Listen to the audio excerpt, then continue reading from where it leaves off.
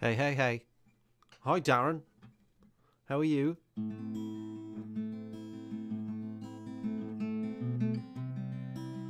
Hope you well.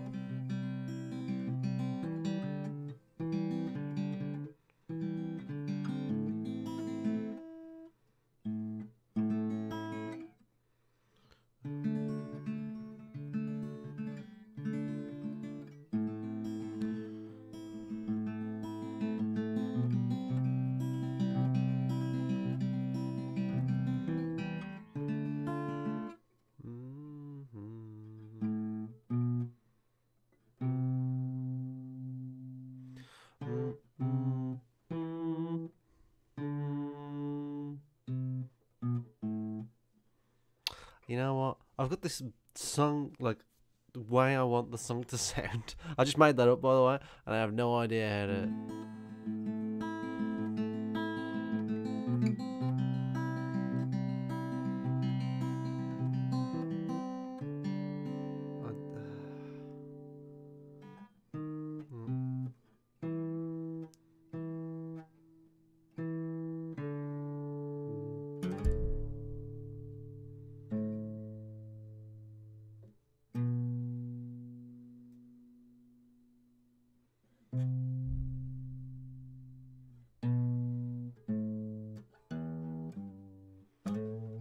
Yeah, Antonio, hello. Bill, what up, Bill?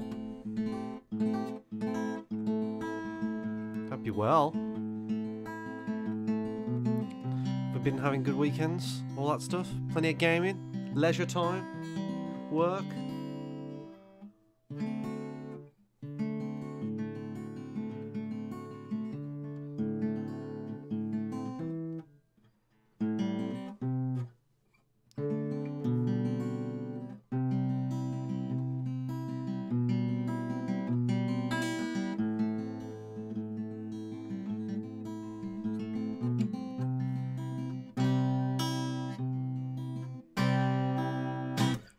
You know, all that jazz. What songs did I learn? Been doing as much as I can so I can get on with RE2 when it comes out. I have a couple guilt-free days to play it. Damn straight. I will be on that as well. Yeah.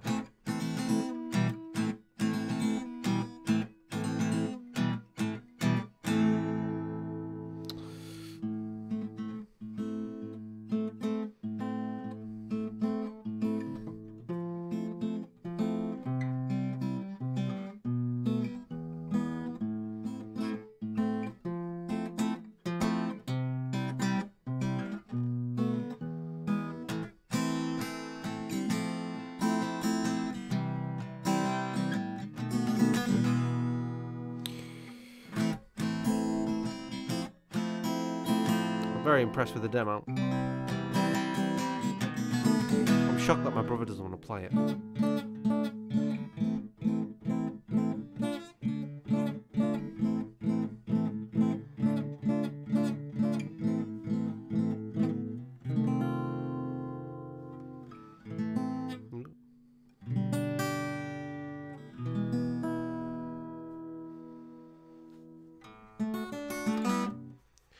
And so on and so forth.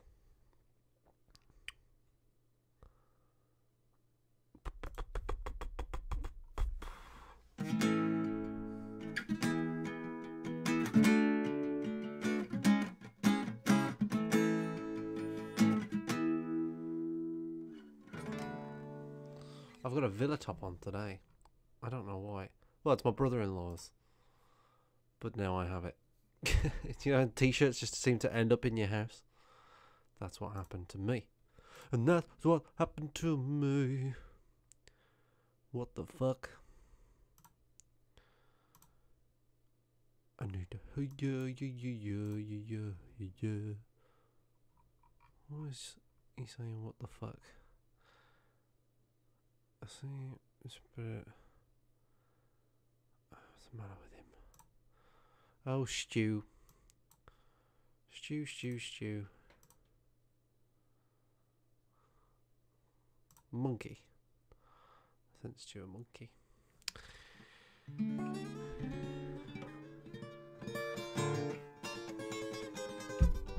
A bit random, Mike, but any update on the plans of Airbnb EGX? Nope. That's a good question, though. I had a thought the other day, it's not that far away where we should be planning the Bury meetup. In Bury. But I'll have a think about that, Antonio. Here we go.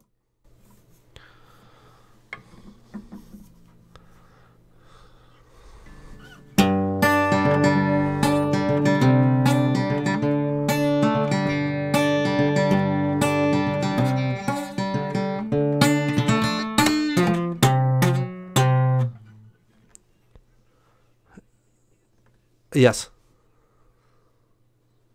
Ah, good.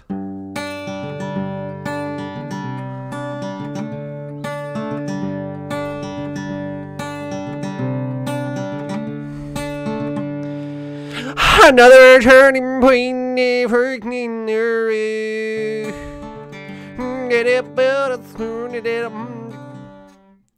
somebody tweeted us. Somebody tweeted us and said, "Oh, I'm a new listener," and I'm like, "Wow, wow, that poor guy."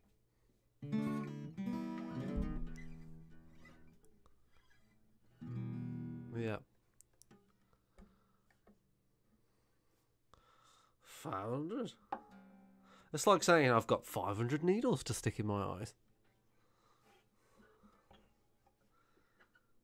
Yeah.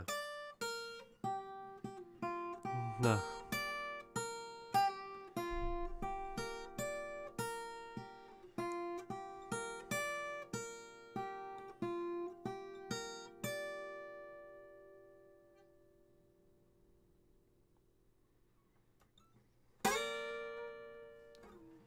Go on then.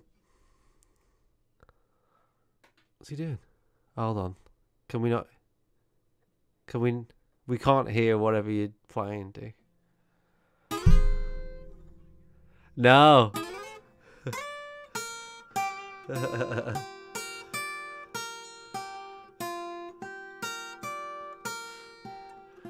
That means we can't start the show.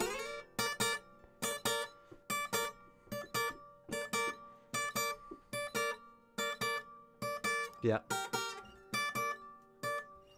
Yes. Ah, fuck. Now we gotta start the show. Ugh.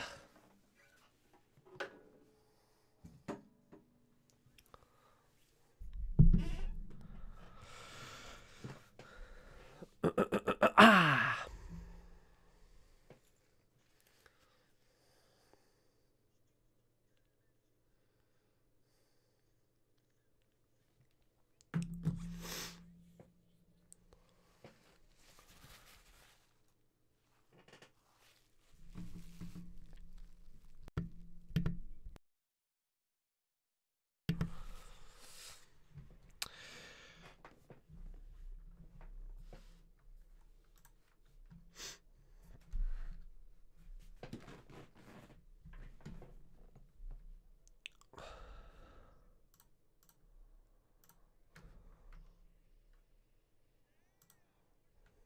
We're coming through right to you. I'm Duke. I'm Stu.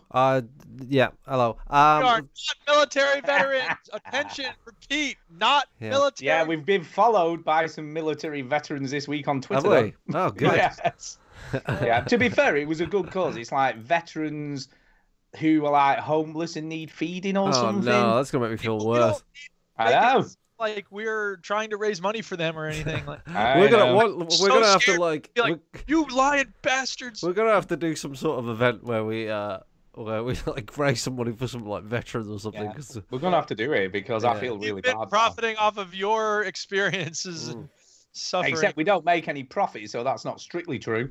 Well, but we get exposure, and that we do get a lot of cocaine as well. We do. That's also true. I forgot about bring that up since we could get in trouble with the Drug Enforcement Agency. I don't know about y'all, but there's a lot of law about that. They're pretty lax about it. And and then there's all those Sherlock Holmes is always snorting up a bump.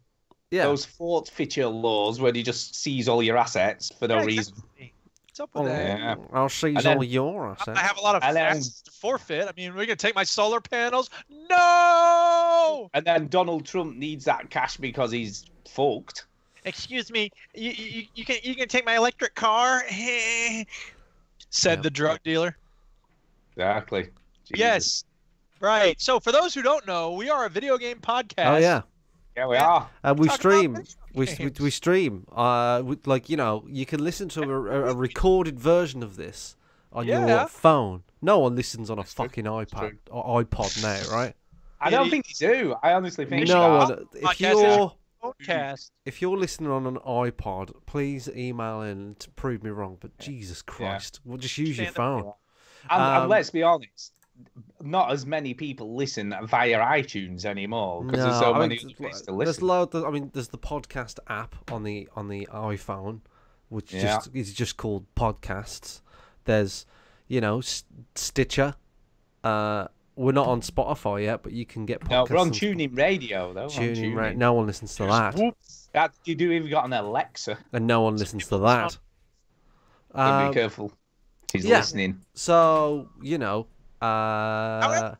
Glad you're listening. but we stream live is where I was getting. We do. We do. It's we true. stream live, but no Totally one gives true. a fuck. But yeah, we Nobody gives a fuck. have a YouTube channel. Shit. But no, guess what?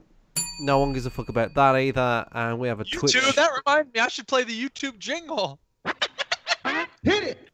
Yeah, Hit it. we have a Twitch I'm gonna page. keep that going from last week because it gets funnier every time. Yeah. It does. That's because you're a funny guy. Oh yeah. So what can you do? Hey, I forgot something on our Game of the Year show that I'd played You didn't. that last You year. bad Go back and person. imagine Because- that we're back in that time. For well, hello, I'm going back in time. Tell you, man, game of the year. It's Fallout 5. Dude. Oh Far yeah, whatever it was called, dude. Like that yeah, was man. I love the way out. It was amazing. Hey guys, I remember the game that I played in 2018, What's that? The Witcher 3. Oh, that's right. Oh yeah, dude. How was that not your game of the year? What the Ooh. fuck? Anyway, let's go. Let's go back to the future. I'm scared of this. Shit, man, here we go back in the Fuck. future. Right. Oh my god, we're on drugs. That was all the cocaine we must have I been don't on. know. Usually cocaine has an agitating effect, but it appeared to have soothed us. Yeah, I forgot that I played The Witcher 3 in 2018, which shows how much of a lasting impression that game made on me. Exactly. But it was very good. I did enjoy it, and all that stuff. But I just thought it was funny that I forgot about it for the Game of the Year. That is- But to be fair, you were more thinking of games that had come out. I know you No, I do wasn't. feature other games. Well, that's the thing. When Uh. I was trying to come up with my list, like I had to think back. Like I actually looked at my Steam list of most recently played games because I don't know. I feel like maybe I ought to keep a list of games that I play because it's so easy for me to forget them. Yeah, that is true. I guess. Can I just say, by the way, I know we're a video game podcast. Oh yeah. But I went to watch Glass tonight. Oh yeah. Is that a movie? It's the It it's the is a movie. sequel to Unbreakable and Well, Oh, Split. that's right. Yeah. No spoilers. Yeah, I wouldn't bother. I've heard mixed it's- things. It's you know when you go, you've got to suspend your disbelief. Well, you've got to do that for about the whole of the film. Oh yeah. I heard some It's- things about it, but you didn't like it. It was ridiculous. Some of the stuff that happened, right? I'm like, that would never happen. That would never happen, and that certainly wouldn't happen. It's You know what not else good. wouldn't happen? Somebody who What? could touch somebody and see their Exactly. past. Exactly, but it was just too much of unbelievability to be believable. Like for instance, and That's this saying isn't a story Night spoiler. It is a No, sorry. spoiler. It's not really. But what high security psychiatric hospital has one person manning the whole ward on his own? The one that Sarah Connor escaped from in Terminator 2. Hello. Hello. Maybe. Deck in the chat Terrible. says, I watched it this evening, Stu, and the weird thing was, I was behind you. It probably was. He was sat next to me. You thought that was water Ooh, dripping on your head, spooky. but it was spaff. I did. It was.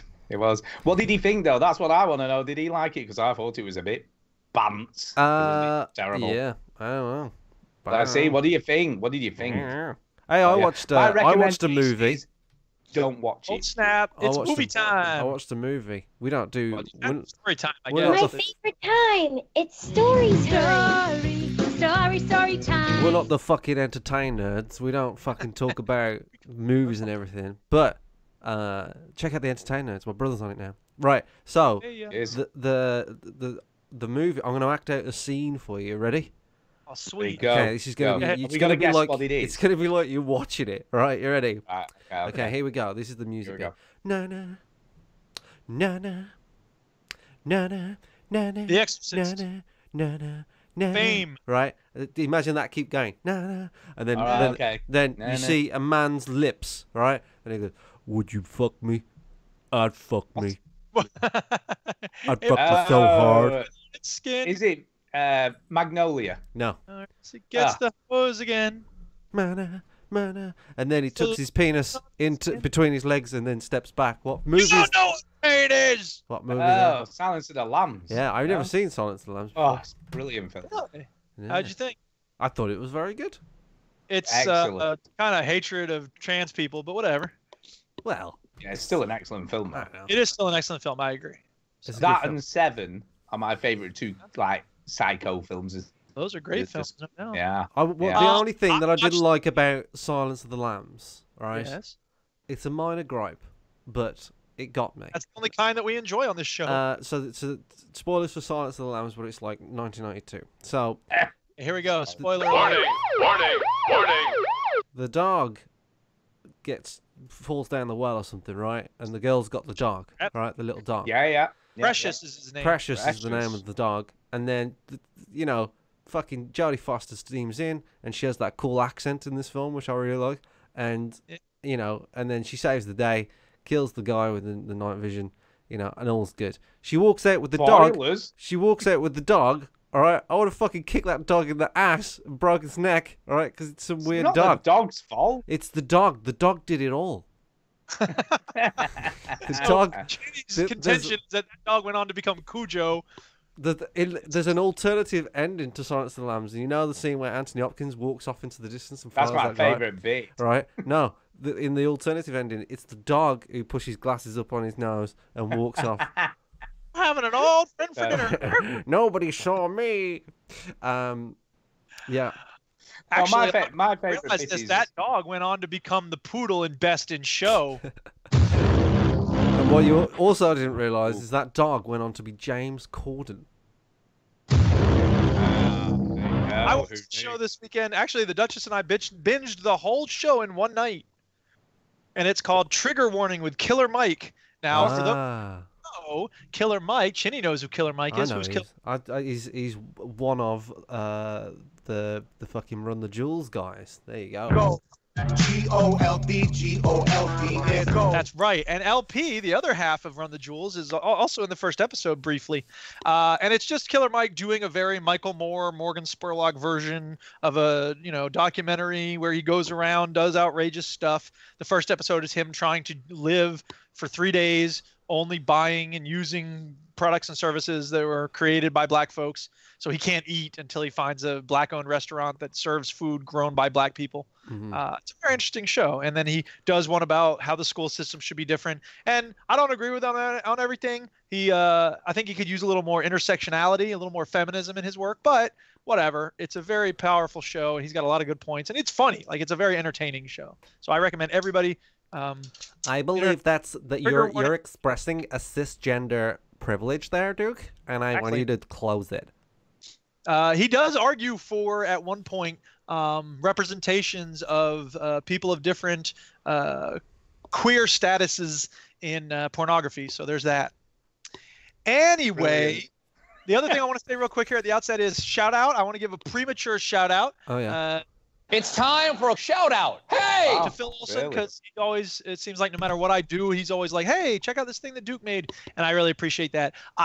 For those who don't know, there was this incident this weekend in the United States where this group of kids wearing Make America Great Again hats were sort of sneering at and mocking a couple of Native American drummers.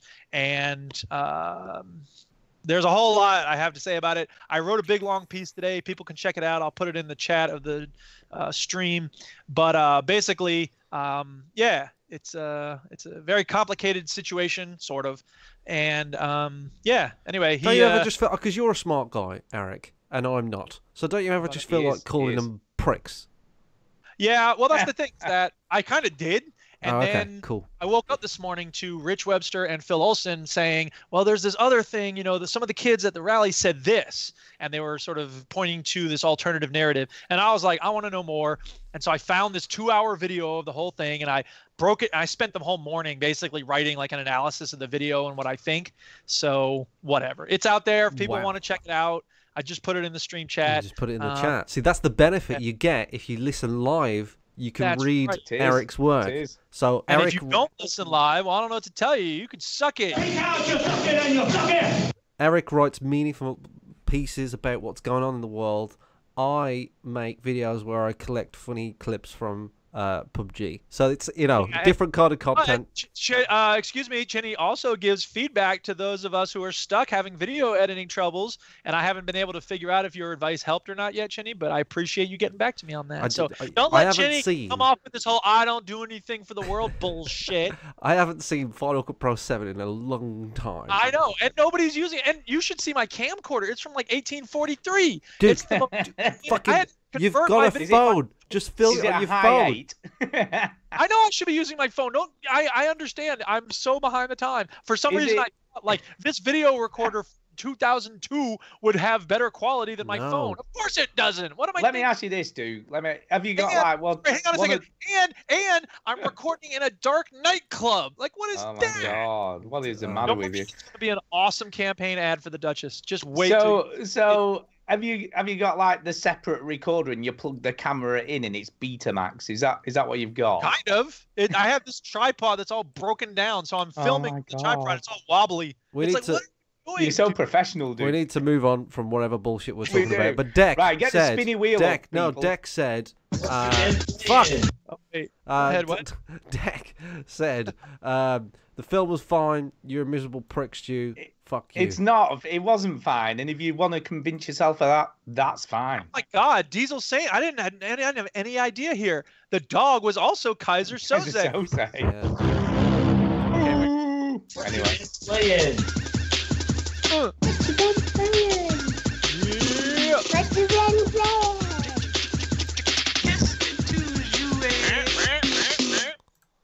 Right, have you got the spinny wheel? I didn't know the spinny wheel was going to be. I like the spinny wheel. It works. A weekly feature of the show. It's only got to be done, man. Right. So oh wow, you can click and hold the spinny wheel and then like release it. Oh, I never knew that. Why would you do that? I don't know. So it spins for longer. Process. So I'll spin it. So for the audio listeners, there's an actual spinning random name generator I've got on the screen. And it's there. boring to watch it spin around slowly, but fortunately we have a dancing shark that makes it fun. Dancing More shark. exciting. Excellent. That's you, Duke. You're But I up. want to know where Link is with his pigs. Oh yeah, we'll get Link up. I hope so. A lot of people don't know this. Link went on to become the star of Breath of the Wild. Yeah. Take this. Oh no. All right. So what have I been playing this week? I've been playing Rocket League, of course, Insurgency. Rocket League's so frustrating. Here's the thing. This is the only thing I'm going to say about Rocket League. Don't get any video of a car hitting a beach ball, Chinny. I know you're looking for it right now. I am in doubles. I'm stuck on gold 3. I can't get out of gold 3. Because it's gold 1, gold 2, gold 3, and then platinum 1, 2, and 3, right? I'm stuck in gold 3. I just can't get out of it. But I met this dude, and like Antonio can help me get out of it, but whatever. He's often not around when I am, and vice versa. And I met this guy this week who, like, we just had this good chemistry. You know, we played one game, we did really well, and then I said, you know, have fun, see you later. And then he showed up in my next game on my team, and we crushed it again. Did you meet on Tinder? Yeah, could he be a potential lover? It was Grinder.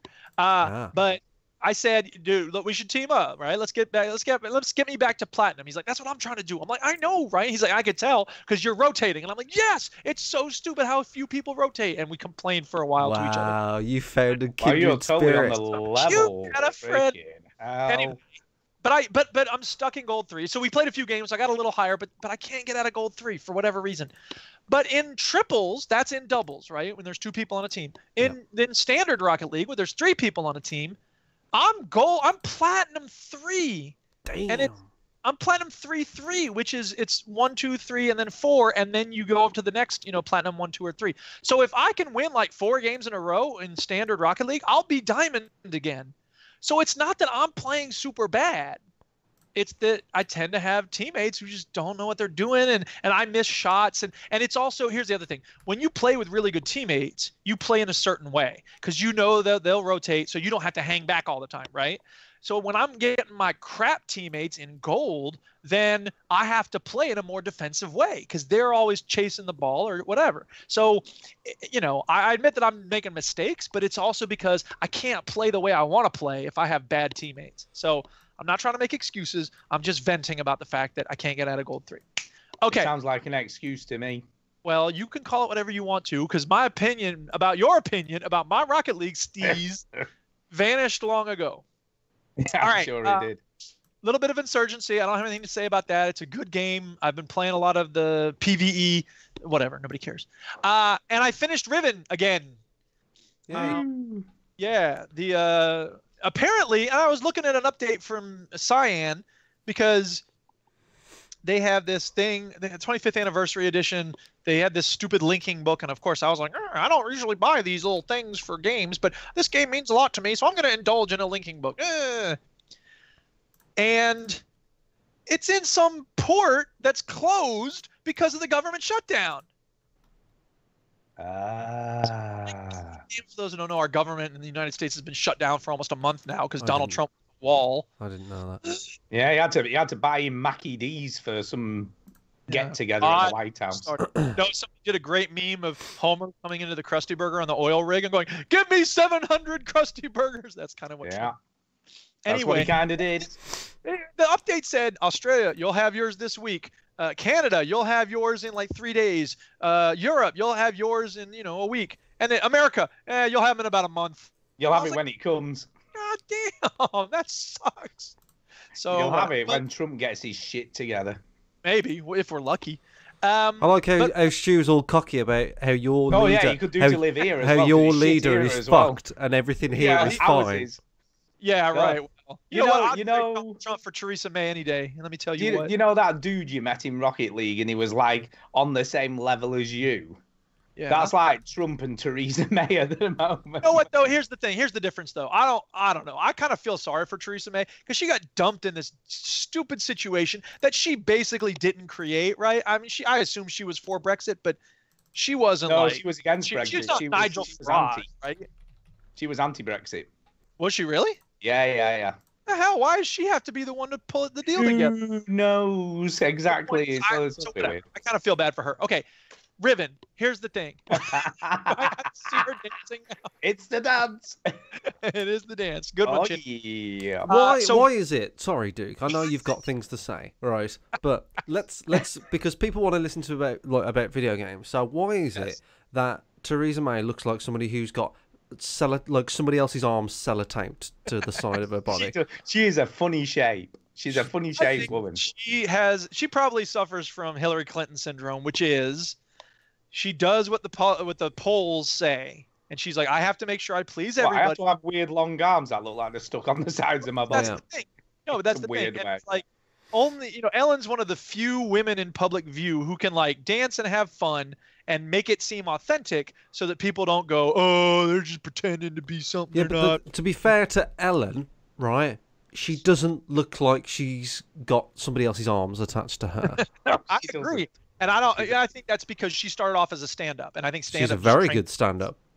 Her album Taste This is literally one of the 5 best stand-up albums of all time. I'd say.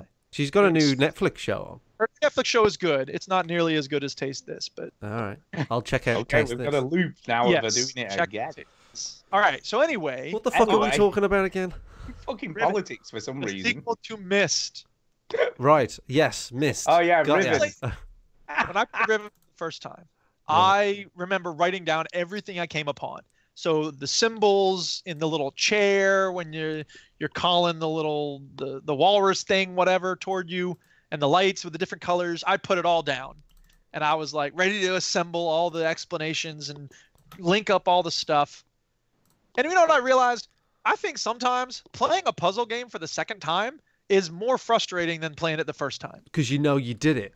You know you've done it, and Yeah. you feel extra stupid for not instantly remembering. Not being able to remember what the hell you did last I've time. done that with Portal. Like, I've played Portal again and gone, past Mike, younger, stupider Mike did this. Why can't I do it? Exactly. So the point is that I had to consult some hints, and I was proud of myself that I didn't just run right to a wall. Ooh, What? going to hints, I'm shocked. What did I just say about how I felt stupid doing it? I know. The point is, I didn't write stuff down as I played this time. I was like, I'll remember this. I'll remember that. It's online.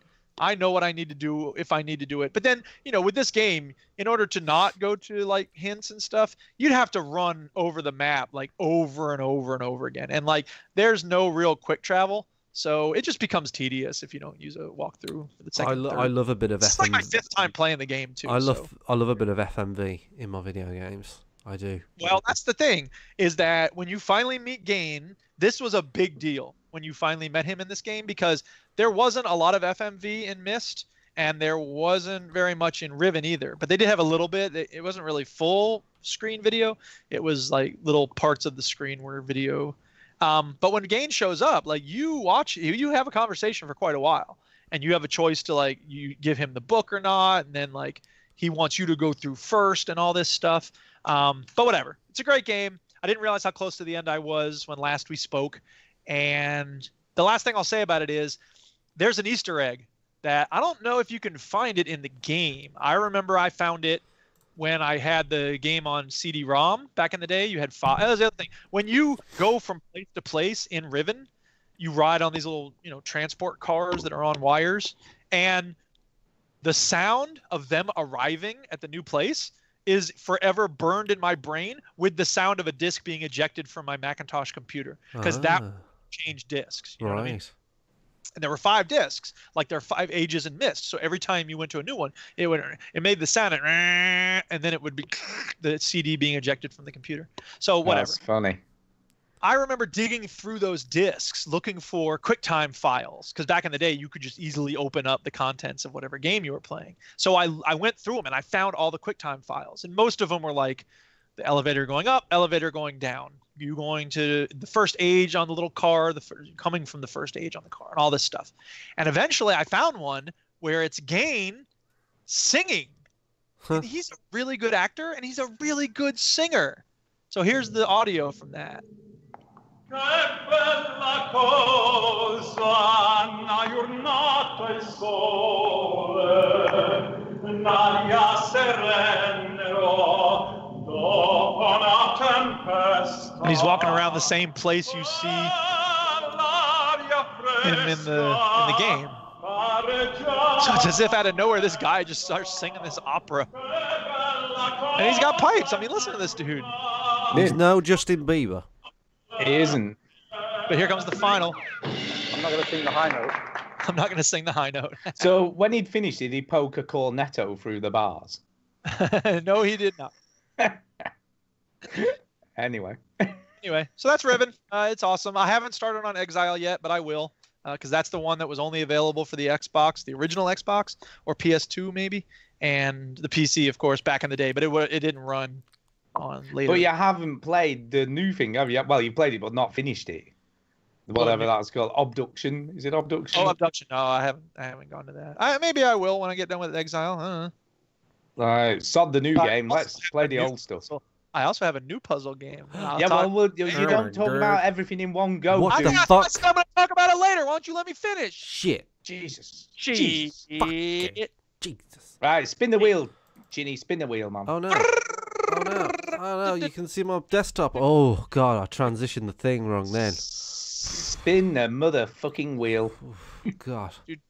Got to get the things Oh, ready. it's slowly finishing up. Okay. Spinning the wheel now, and it looks like it's landed on me. It's landed on me. Oh, someone's licking the wheel. That's gross. That's Patrick from Yeah. SpongeBob. Right. Okay. What? I actually haven't thought about this part of the show. What I'm going to talk about. I was too busy finding licking cartoons. The wheel. The wheel. Right. Lick the wheel. I bet That's gross. I'm going to make a. I'm going to give you a game. I'm going to give you a game. You two, Ooh. right? I to already have a game. I got many games. to guess Oh. what I've been playing, and here's a clue. You will never get it. Oh. Well, what's the point of trying to Well, get us like, to guess the game we're never but going to that get? clue, it's a non-clue, right? So if I think that you'll never get it, surely it's a game that you think I won't play. What game is it? In that case, I'm going to say Return of the Obra Dinn. No. Ah. Nice try. That was a good try, though. Come on. Yeah. I have no I'll clue. give you some. I'll give you some better clues. Right. Okay, Some give us a might clue. say that this is a game that I typically wouldn't go. I'm going to play this today. It's a game that you have played, Stu, and you have played, Duke, and Duke had a lot to say about it. Yeah. I can say one more thing, but you'll get it pretty much straight away after that. I reckon. Okay. I'm thinking now. Did I like it? Have I finished it? You bummed this game. I bummed it. And Oh my the god. second And one. I talked about it a lot. I don't remember. And talking the about it. second one. You are currently bumming it, the second one. Red Dead Redemption 1? No. No, because that's not the game that we're talking about here. I'm currently bumming the second one. Oh, Yakuza. No, not Yakuza. Because I'm not bumming that currently. I'm trying to think. Currently, I'm playing it right now. Yeah, playing. you are. Yeah, you're waiting for it to come out, but like a bit of it. What the hell? I have You no could clue. almost say that me playing this is strange. But yet again, Life is Strange. Life is Strange. I love that game. Yeah, Life is Strange season 1. Hey Mike, I didn't think you liked this kind of namby-pamby poncy shit. Why are you playing this game? Good question, Self Mike. It's a good question. Well, I always take an interest into what my nieces and nephews are doing, right? So like, if like say Keisha's into anime, I'll watch an anime with her. If Jimmy is into, I don't know, some like League of Legends shit, I'll do some research about what the fuck League of Legends is, and so on and so forth, right? And Madeline and Keisha separately have been obsessed with Life is Strange, right? And they've been like, oh my god, I love it. You know why? It's because they love the daguerreotype, and they're like, this game is all about the daguerreotype, and we know so much about it, seeing as we're young people, because all the young people are crazy. And it's because it's hella good. Yeah. Yeah. So I think it's mainly because, you know, it's got girls in it. But, you know, it could be the daguerreotype. But, so anyway, like, they've been, like, going crazy about it, right? They've been like, it's such a great game. Oh, my God. Can't wait for Life is Strange 2. Like, they're so hyped for it. I'm like, wow. Oh, I can't. I'm with them for the second episode. Yeah, because you're a girl as well. But, like, I'm a girl. So, I you don't know. So I played it. I thought, you know what? I always try and get into what they're into, right? Just to see what's going on, so I can talk to them about stuff, right? Because they're growing up now. These kids, you know, they're not 10. So when they were 10, like, you know, I could just come in and just go, your bum is doing a fart, and they would laugh. They would find that hilarious, and I would be the best uncle in the world. When they're 15, that shit don't fly. Actually, they probably would still laugh at that, but they might wrinkle the nose a bit and look at you. Yeah, that's right. probably what would happen. But like, you know, they're into stuff, right? You know, like Madeline has watched all of the Game of Thrones, which isn't appropriate, but she has. Not really. And she's watching The Walking Dead. She loves stories. Do you know what I mean? She loves episodic story stuff. Keisha isn't. She does like that kind of stuff, but she likes weird, like, kind of games and all this, like mobile games and all that sort of stuff. But she asked me a question about Life is Strange. I didn't know the answer. I was like, that's because you haven't played it. I haven't played it. So I thought, you know what, I'm going to play it for them because I love them. You'll play for them, but not for Stu. You're saying you love them, or you love Stuart. Look. Yes. So I played. I have no problem with that. It's wrong. So I played the first episode of Life is Strange on my Xbox. I've got it on my Xbox One. I was like, all right. So I play it, and I'm happy that it exists. right? Because Madeline and Keisha are into it, and you know it's well presented. I can see why they would like it, right? But I think this game is a bit shit. I think it's a bit cack and a little bit up its own arse. Just things about it, because the game was like referencing hipsters, and I was like, this game is the biggest fucking hipster game I've ever played, right? You know, it's like, I don't know, there's something just kind of grated me a little bit, but this is the kind of shit that like kids would think is cool, right? You know, your generation, Stu, would be Porkies, right? Yeah, Police Academy, which was terrible. Yeah, exactly. Really. Police Academy, Yeah. like those kind of shows where when you were young, you watch Police Academy and you think, this is the funniest shit. This is fucking genius, all right? For me, you know, it's like American Pie or something. You watch American Pie and like, oh my god, they said vagina, right? And then you grow up and you realize it's a fucking dumb film, and you can see why kids like this, because you know it tackles some adult themes and all that sort of stuff. It doesn't. Yeah, like the Daguerreotype. That's one of the themes it tackles. Yeah, but you know, it's also it doesn't sort of like. It's not your typical sort of teenage story. It's like it's treating its audience with some respect, I suppose. That's true. That's true. But like, you know, so I can see Well, why. can I just stop you though, just for a second? Yeah, go Can I on. stop you for a second? Dude, can I just confirm? Did you only ever play the first episode of this? That's correct. I have it installed. That is correct. Yeah, now I'm going to play it. Can I just say the first episode was a little bit clunky. I don't disagree with that, but it does get better. I don't mind clunky. When you say clunky, what's clunky about it? Dialogue is clunky. Some of the dialogue is a bit up its, like you said, up its own arse, and it's a little bit clunky, and it's not really as eloquent. Unrealistic in terms of how a high school. Yeah.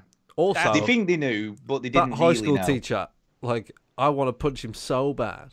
Well, that part is realistic, wanting to punch the high school teacher. That is true. But it does get better, and obviously season 2 is a massive improvement. You know, they are learning. So I as know they go what the along. story's about in season 2. I've heard about what happens, right? I know what it's about. So I'm much more interested in playing that than I am. But this is good. It is worth playing through the whole because it does get better. Look, I'm going to say it again. I can see why teenage girls are into it. Right? Not for me, I'm afraid. And that also makes sense that Stu would be into it then. Exactly, right? It is totally true. But Stu's right there. We can agree to disagree, but I think you're wrong. Obviously. I can see why Madeline and Keisha think it's the teenage girls are into. They think oh it's yeah, the I coolest can see shit. why they would like it, but there is something for everyone in this game. It's not just aimed at teenage girls. I don't know.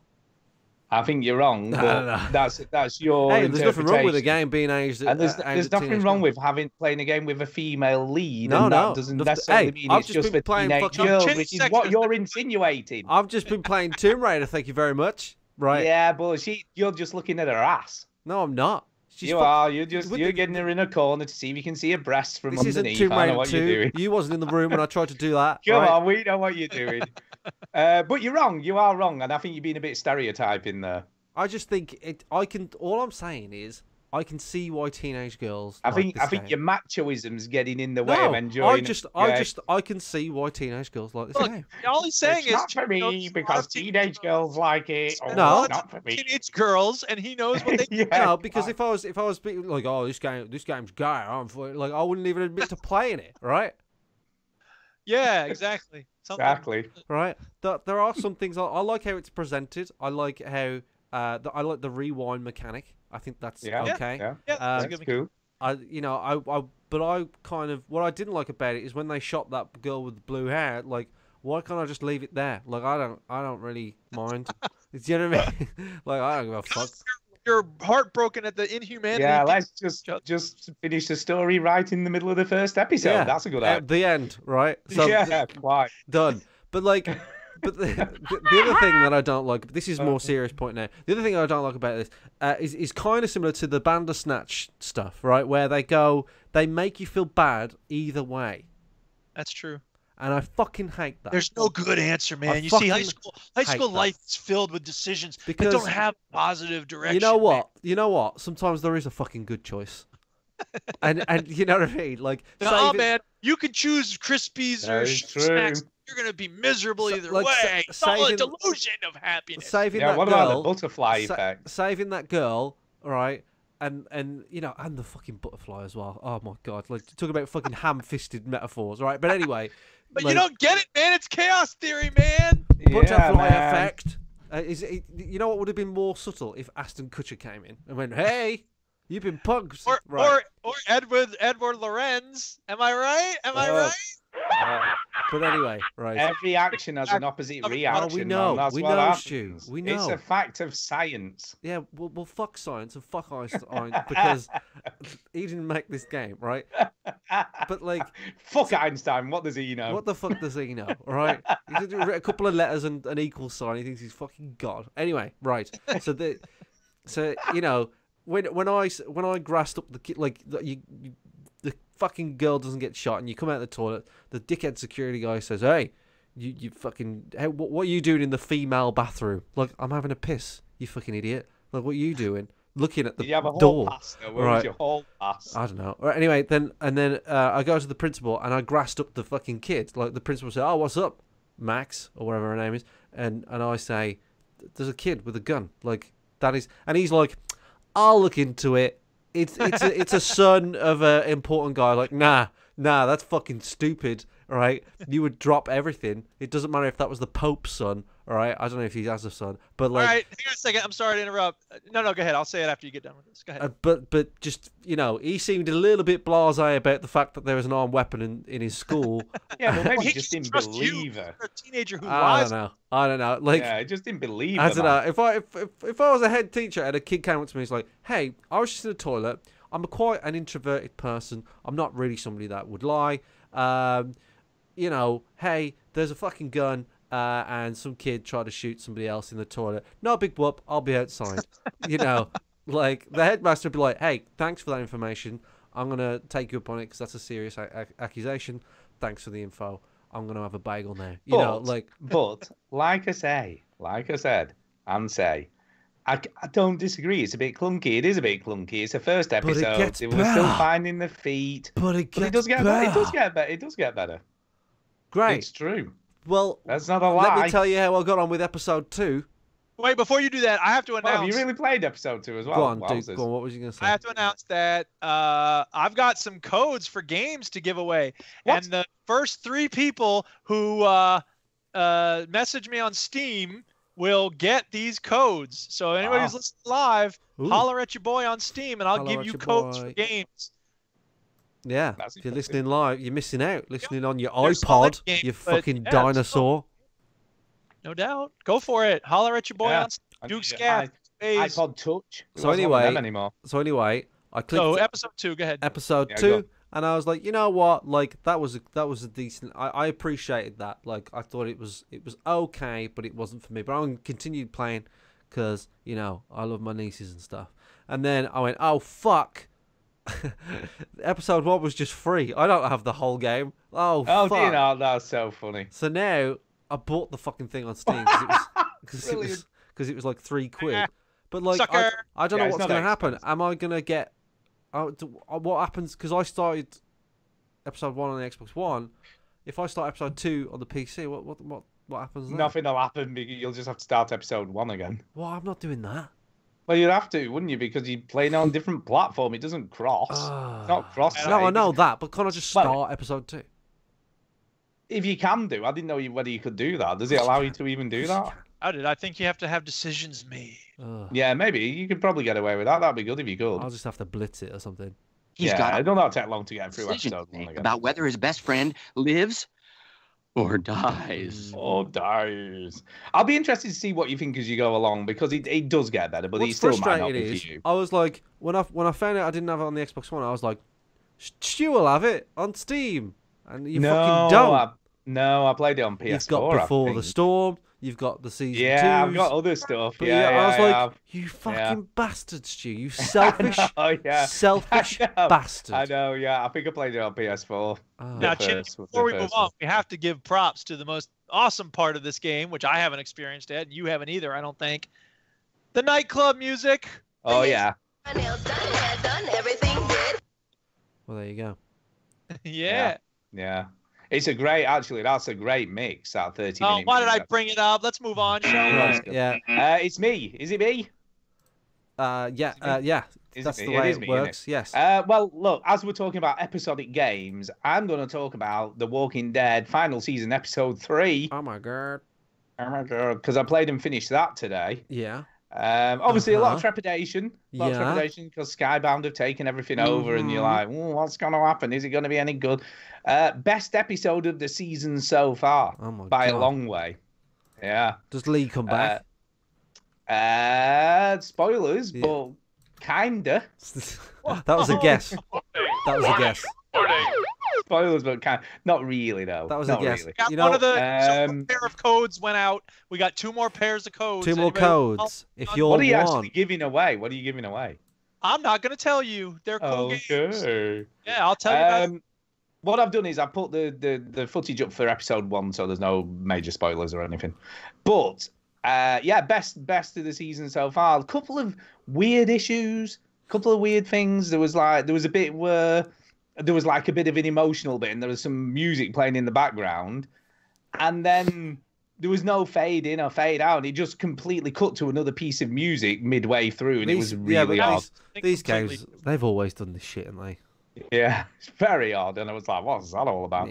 Yeah. But other than that, it was fine. You know, you wouldn't obviously know there's any difference. I'm assuming it's just exactly the same people making it. It would be so cool if when you started it up, they had like a starter screen that was like hand drawn, like looking terrible. Just like, and now this is what happens. It's just full motion video. It's full at the beginning. Yeah, totally changed. It's full motion video. You remember the start of Team America when there's a puppet show within the puppet movie? That was because I was like, oh my god, this looks terrible. And then it became the fourth wall. Joke. Yeah, do you know what? What was really good about the first episode got a bit bogged down with trying to give you action and stuff, and second episode got bogged down with trying to fill in all the story and all that sort of stuff. And this episode had a really nice balance of the two. It's all about balance. It had balance. It had balance. It had some good emotional story moments going on, and it had some good action sequences and set pieces. Oh, I've just remembered something funny that happened in Life is Strange. Sorry, Stu. There's lots of funny things happen, but it's really good. You can only get it on the Epic Game Store now. That's the only place you can buy this if you want to play it, because they've got exclusivity. Brilliant. So I don't think you can even buy it on console anymore. I could be wrong. Bleh. No, yeah, they've taken it off everywhere apart from, PC on Epic Game Store. But so far so good, and it's done a really good job of setting up the final episode, in my opinion. Is the next episode the final one? Yeah, it's only 4. It's literally 4, and it's out on, I think it's March 26th. They've already set the date for that. That's Tara's birthday. Sure, I could be wrong, but I'm sure that's the date that it's set for. But yeah, it had some really good moments with some shockers, and some crazy stuff went down, and yeah, and it's that sort of thing you were saying before about Life is Strange, where no decision has a good outcome. Yeah, they're definitely doing that shit. Yeah, I hate it. Because in a zombie apocalypse, there will be no. Yeah, no. You think you're making the right decision, but boy, you're not. Kill the zombie? Don't kill the zombie. Well, it turns out that the zombie had the cure for the zombie apocalypse. Yeah. But yeah, that's kind of how it is. But it's still good. I enjoyed it. It's grim. It's dark. Will she die? Dead. I have no clue at the moment. Knows. I'm thinking she won't. Not. No, I don't think I'm thinking that they won't have the guts to kill her off at the end. I don't think they will. And I don't think it would fit somehow. I don't think people want Clementine to die. No. Because, spoilers, Lee died.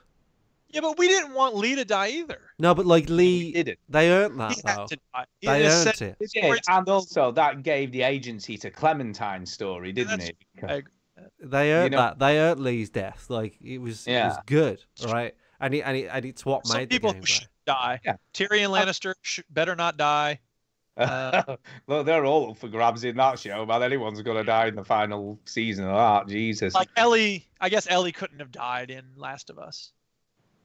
No, but you're right, and you are, but Lee dying kind of had to happen because the long-term story was Clementine. I thought Joel was going to die, to be honest. Yeah. Yeah. Spoilers, he does not. He doesn't. Well, he's in the trailer for the second one, so. All right. Anything else about this Walking Dead thing? No, there's not a lot else to say. But if if you're interested, after playing the third episode, if you really, if you were really into the others and you want to find out what happened to Clementine, I can't not recommend it. Really, get on Epic Game Store and buy it.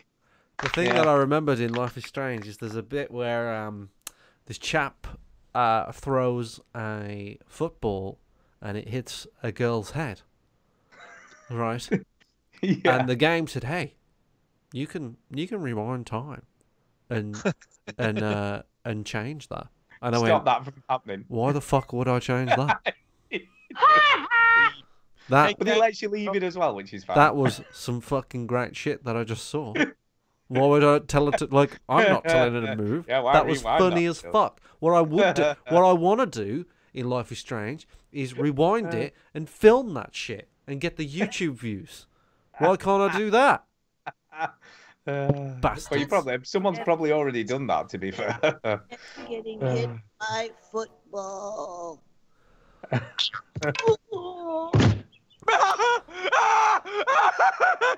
This contest is over. Give that man the $10,000. This isn't America's Funniest Home Videos. But the ball is groin. It works at so many levels. That's Jenny playing Life is Strange. It does actually win that, doesn't it? I remember that. Yeah. Right, okay. Spin the wheel. Spin the wheel. No, Here we go. it doesn't. It wins. Barney's wins the movie festival in Springfield. Man getting hit in the football with a groin, getting hit in the groin with a football wins the Oscar. Okay. You got it wrong, dude. I got it wrong. I'm sorry. Yeah. Right. It's me. Who's up? Me. Jenny! Hey, it's working well. It's working well. Right, I finished Tomb Raider. And yeah. Now, Here, I don't Rick, want to say anything negative because Guess the game that Ginny's played and finished this week. I don't want to say anything negative because it'll come across as cisgender privilege, and I don't want Stu. So to what think you're that I'm- saying is right. That's how You can people always start positive statements. you can negative the shit out of Life is Strange, but not Tomb Raider. Yeah. No, let me put this right. Laura Croft Seems a bit biased. that Laura one. Croft is a fucking psychopath. She's insane. She's insane. Yeah, we know that. That bitch is crazy, all right? And everybody goes, yeah, well, Laura's right. Just that's probably what we should do. Because I thought about it now, right? And I'm mad. Spoilers, I'm going to make a video about how Laura Croft is a psychopath. She's more of a sociopath, right? Well, that's pretty. To be fair, sociopath and psychopath are almost the same thing, pretty much. There's not really a lot of distinction between the two. The difference is a psychopath is born, a sociopath is made. Not really. They're interchangeable. If you look it up. I've done my research, aka watched one YouTube video. I know what I'm talking about, right? So It's just shut the fuck up. interchangeable This ain't thing. This ain't the doctor show, It kind of right? is. This is the Mike Chin section of the Veteran Gamers where I talk about stupid shit and how stupid Lara Croft is in this fucking stupid video game. So what she It's does? also where we read out stuff from WebMD, though. Yeah. So what she does, right? I explained this last week, right? She steals a fucking dagger. She understands that the dagger is going to end the world, and she Kill takes everyone. it. Right. She takes it because it's funny, right? So because Does she actually giggle as she's pulling it out? she's lolling, right? So I watched it again, right? Because I was so pissed off about it. I went and started the game again, right? And I was like, I need to watch that scene again, all right?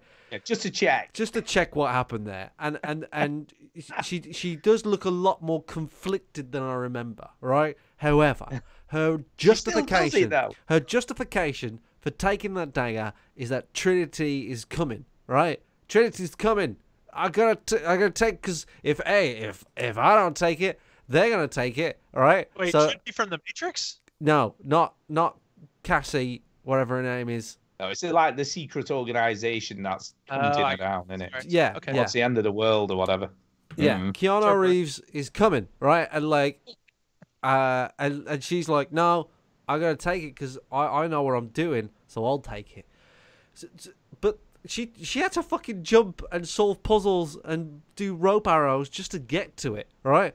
And Trinity don't look that smart.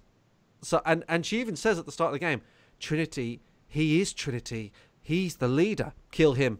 Just kill him. Why don't you just kill him? Kill him, right? Kill him. Bury the dagger. No one knew she was there. They were looking for it. No one knew she was there.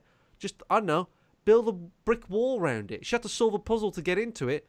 Break the puzzle. Like, what the fuck? And then the credits could roll, and then the game would be fucking 10 minutes, right? Because I don't know what. Done. All right. End of game. Lara Croft is Psycho. And then, you know, everybody treats Lara like she's fine. Like, because she fucks everything up. And she finds this hidden city, and everybody's like, oh, you're that Lara Croft. You took the dagger. But it's fine, though, because we all know that you took it because the bad guys was going to take it. I was like, what the? They wouldn't fucking do that. They'd be like, this is the mad bitch that's going to end the world. Let's cook her because she fucking spoiled everything. And this hidden city lives by a volcano, and this volcano is going to erupt and kill them all, right? But everybody's fine with Lara. You see, the thing is, right, you're kind of right, because let's be honest, Lara's got some stealthy skills going on there. She's a fucking psychopath. She's a ninja. She's though, right? Crazy. So she could have just staked out where the dagger was, waited for them to arrive, like you said, picked them off, job done. No one steals any dagger. We're sorted. They're dumb. And this is the other stupid thing about the game. So the people, the Trinity people, right? Okay, so Lara's at this other tomb in like somewhere else in Brazil, right, at the very, very start of the game, right? And she goes to this tomb with the guy from the first game that no one remembers, and she looks at the tomb, and she recognizes some hieroglyphics or some shit, and takes a photo of it. But there's a trap on the tomb that Trinity have set, and when she steps on it, it blows up, right? Yeah, I've seen this clip. Right?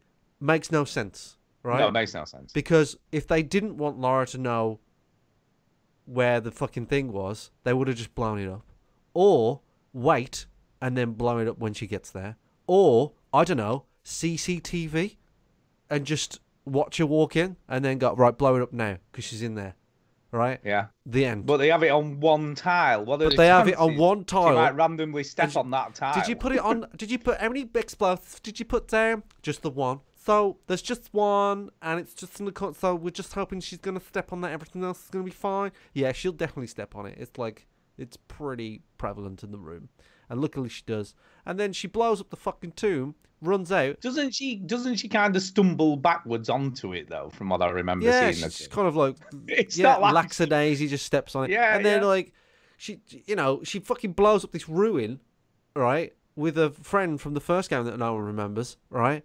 And she just like they're laughing. They're just like, we just blew up a 10,000-year-old thing.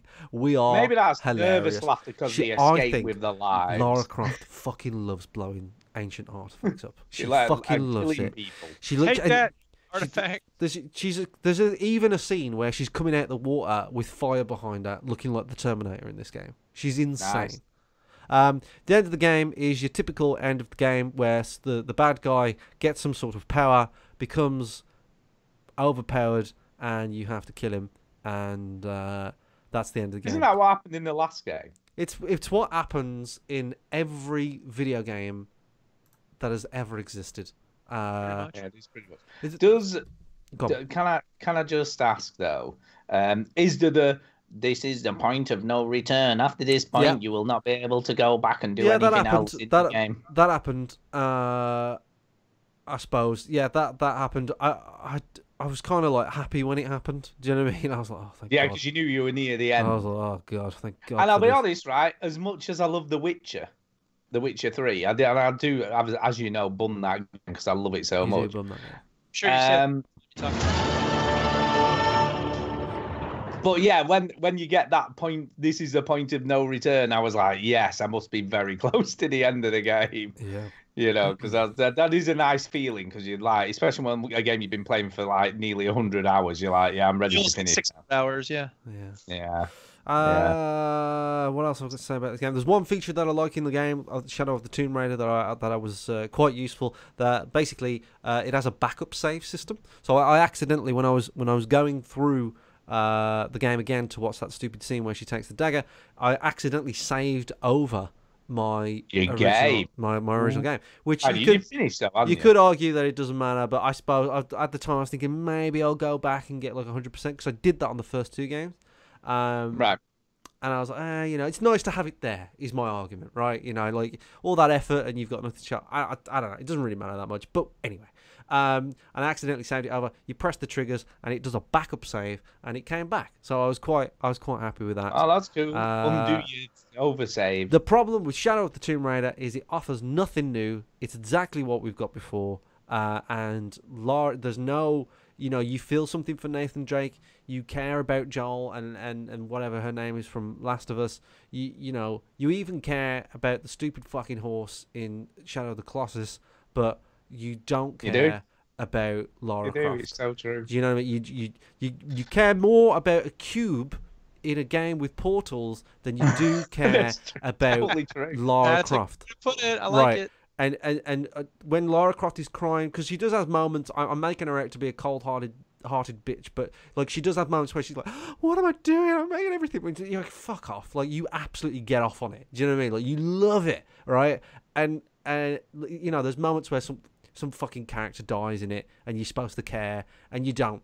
You just don't, right? But you care more about a cube with a heart on it. Do you know what I think about? What? Yes. Oh, did Stu? Archaeological hunter. Stu. Cut out. You have to say it again. Say it again. You cut out.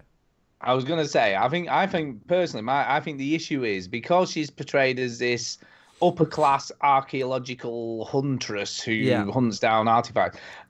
She just comes across as a bit up herself. You know, her voice acting is a bit. It's all like, I'm so brilliant at this. You know what I mean? That's a good point that you bring up there, because and you can't relate. Like, you know, like Nathan Drake is a bit of an everyman, like bit of a laugh. You know, wants a bit of a grin.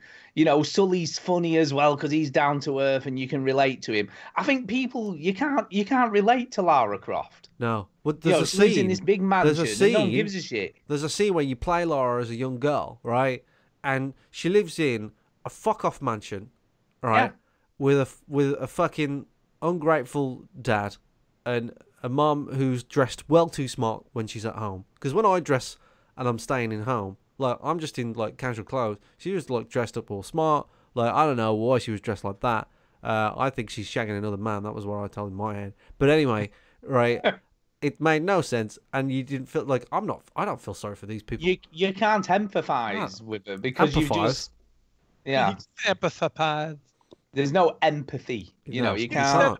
Slightly wrong. No, empathise is right. You can't empathise. You don't empathise with someone, do you? Emphasize, isn't it? Emphasize. Empathise. No, empathise. I don't know. Anyway, you know what I mean. Yeah. You don't feel any empathy for her because she comes from this well-off background with a silver spoon stuck up her ass, and you just don't give a shit. Exactly. And when something emotional does happen, you're like, you can't relate to her as a character because you just don't believe her. I'm just like, I don't believe you. Yeah. I don't believe you, Lara. Yeah. But Paul in the chat said, "Is it worth getting?" Yeah, it's still a good game, right? It's just that Lara is insane, right? So if you buy into it, I wish they just lent into it and just went, yeah, Lara's fucking crazy. She's mad as fuck, and no one trusts her.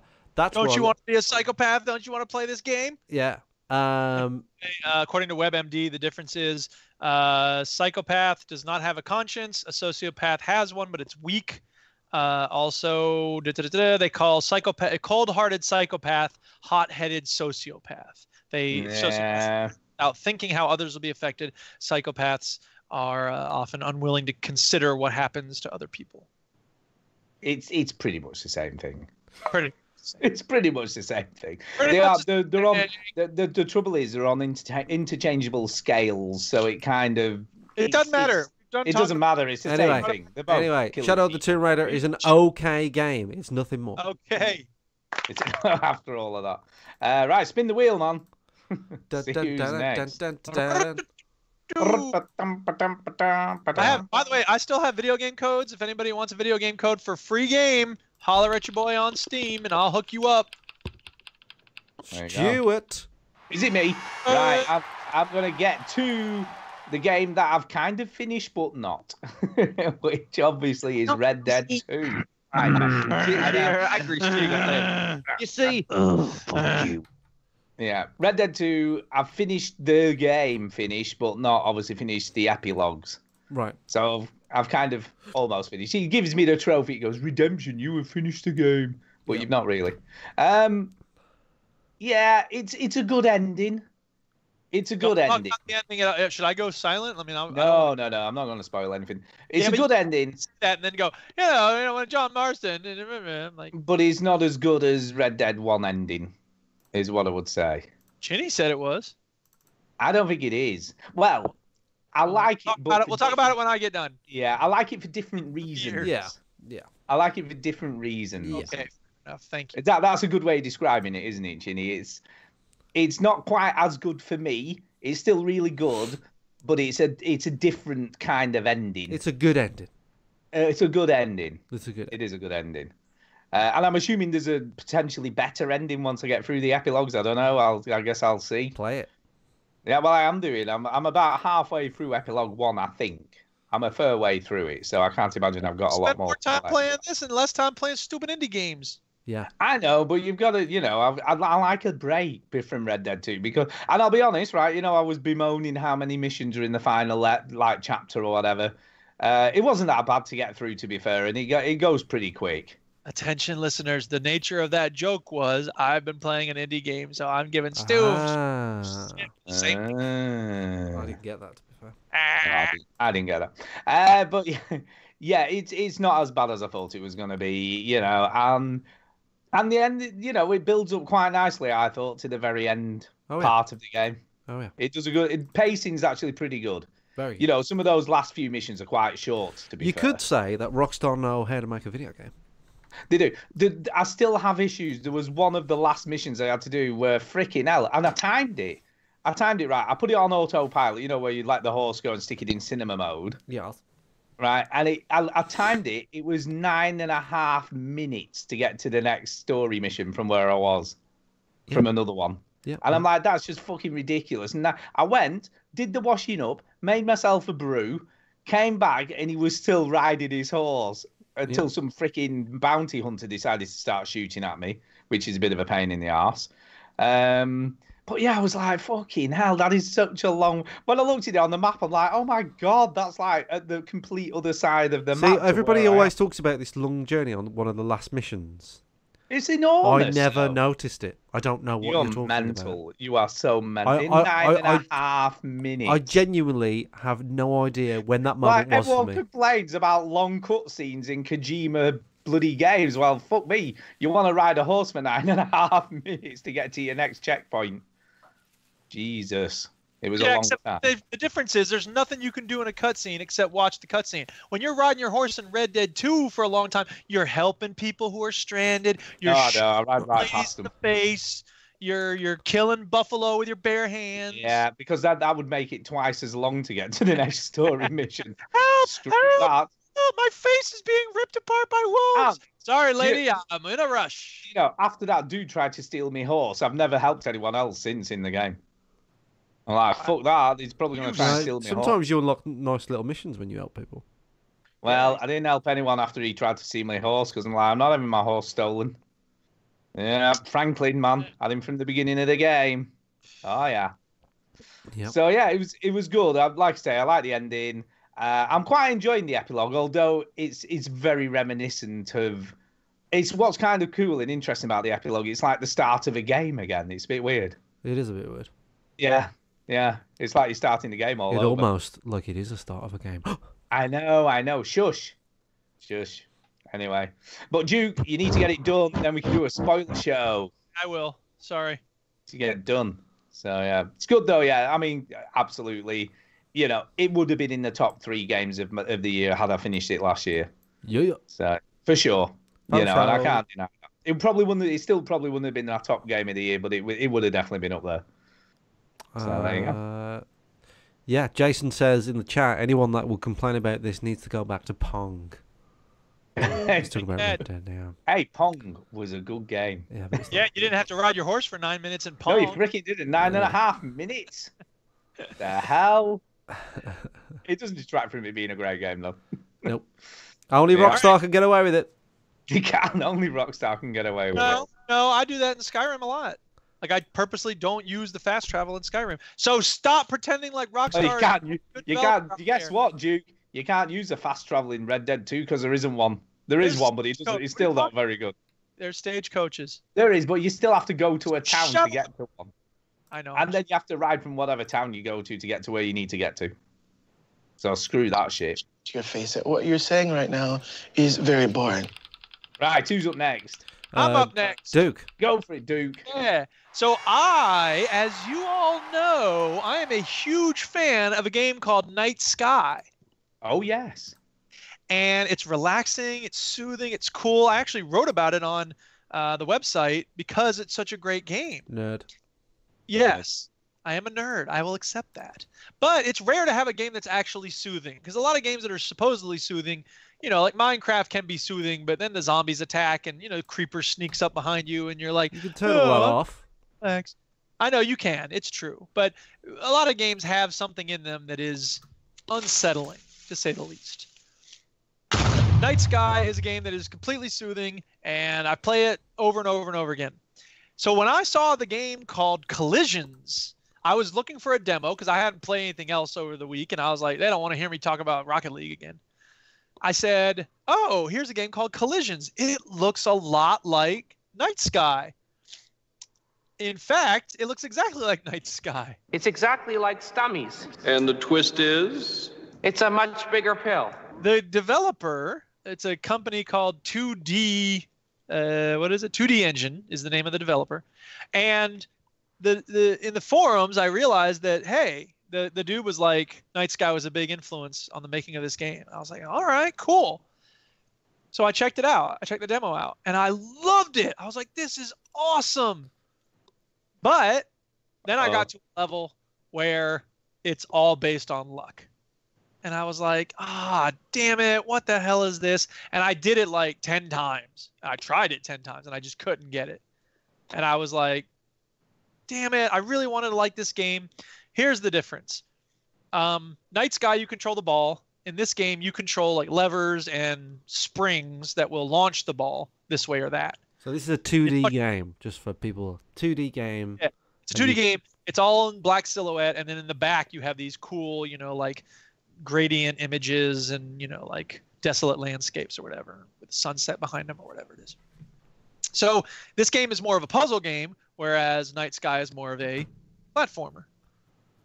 It almost looks like pinball. In some places it is sort of pinball-ish, because one of the levels, the one we're looking at now, you have to launch the ball exactly at the right time in order to get it to hook into this, you know, spot.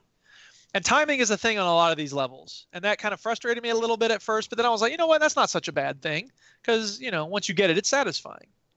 But that is a difference between this and Night Sky, because in Night Sky, timing isn't really a thing. It sort of is in certain moments, but for the most part, it's not. The point is, however, that I got to this level with these 3 rows of diamonds, and it'll probably show up on the stream at some point soon. And I was like, this is just about luck. I'm not having it.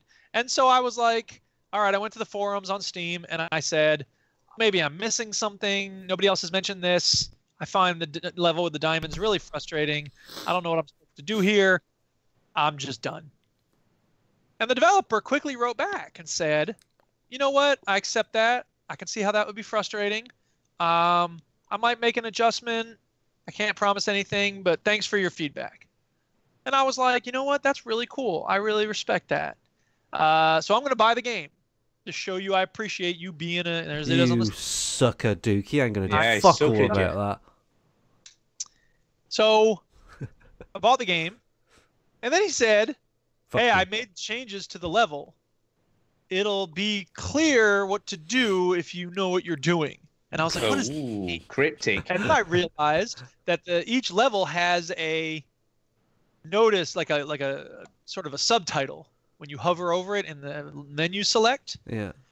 So there's a clue there, and I was like, oh, I get it. So I did it, and then I was like, pretty cool. So I'm still frustrated with that level, but whatever. I got past it, and there's a, if you look at the clue, it's a pretty easy way to get past it. And so is that the only change he made? He just made a better clue? I don't know if he actually made the better clue or if he just changed something about the way the clue's implemented or something, but it doesn't matter. The point is, I really like the fact that he was responsive, and then he said, thank you for the feedback. Here, have a free game. I was like, what? And then I said, thank you so much. That's very nice of you. I love Night Sky. He's like, yeah, Night Sky's great. And he said, because he's the one on somewhere that on the forums, he had written, Night Sky is more of a platformer. My game is more of a puzzle game. And I was like, that's a good way to put it. So that's why I just said it just now, in case you were wondering. Mm-hmm. The point is that he was like chatting with me, like added me as a friend, and he's like, hey, like whatever, like thanks for your support. And I was like, cool, man, I'm about to shout you out on the Veteran Gamers. And he goes, oh, you don't have to do that. And I was like, well, I needed to have something to talk about, blah, blah, blah. My co-hosts hate it when I only talk about Rocket League. So, it'll be a good change. It's true. It's totally true. Exactly. And then he's like, yeah, but these are pretty obscure indie games that I'm making.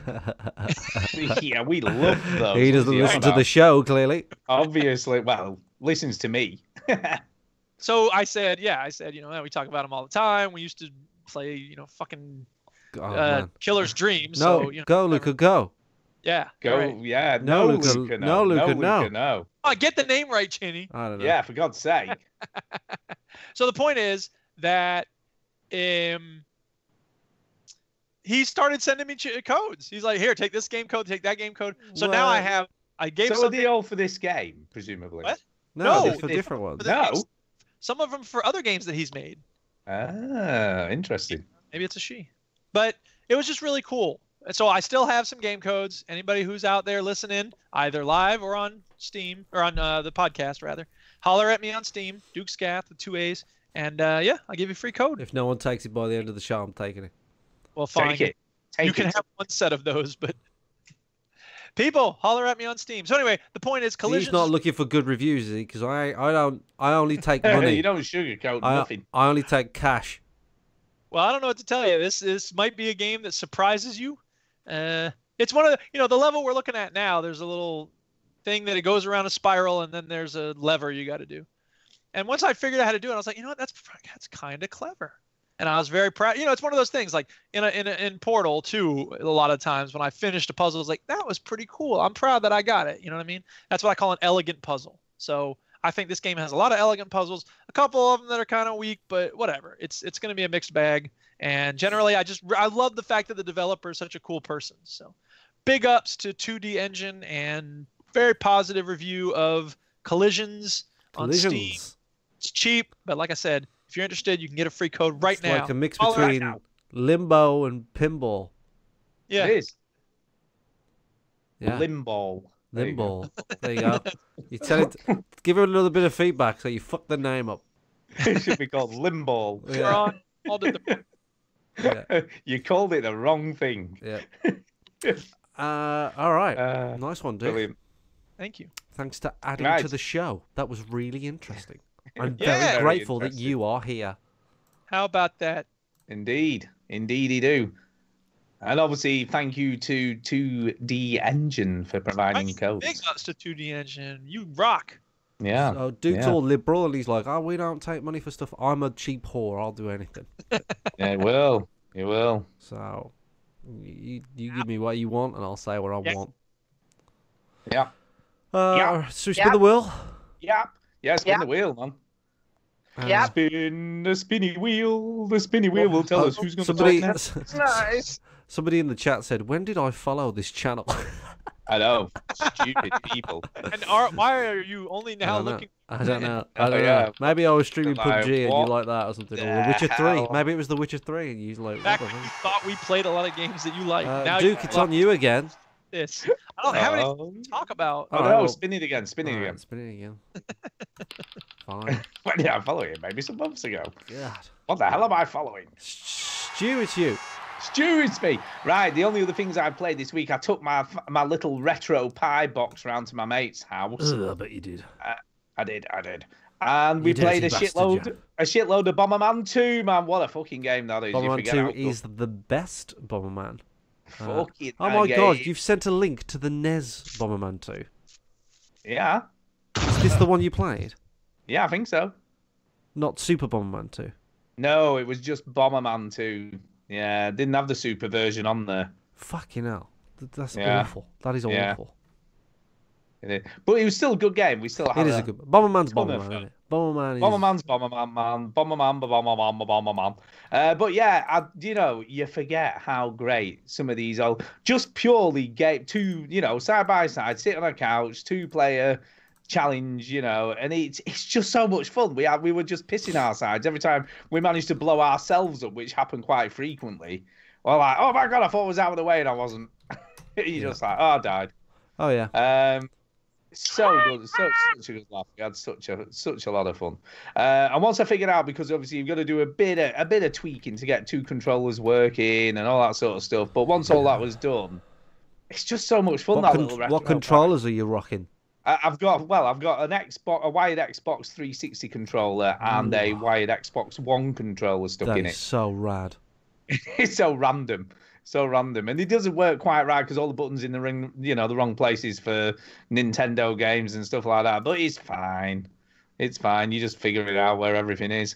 Yeah. So we played a ton of that. Then we played some Mortal Kombat. Could not for the life of us remember the finishing combos.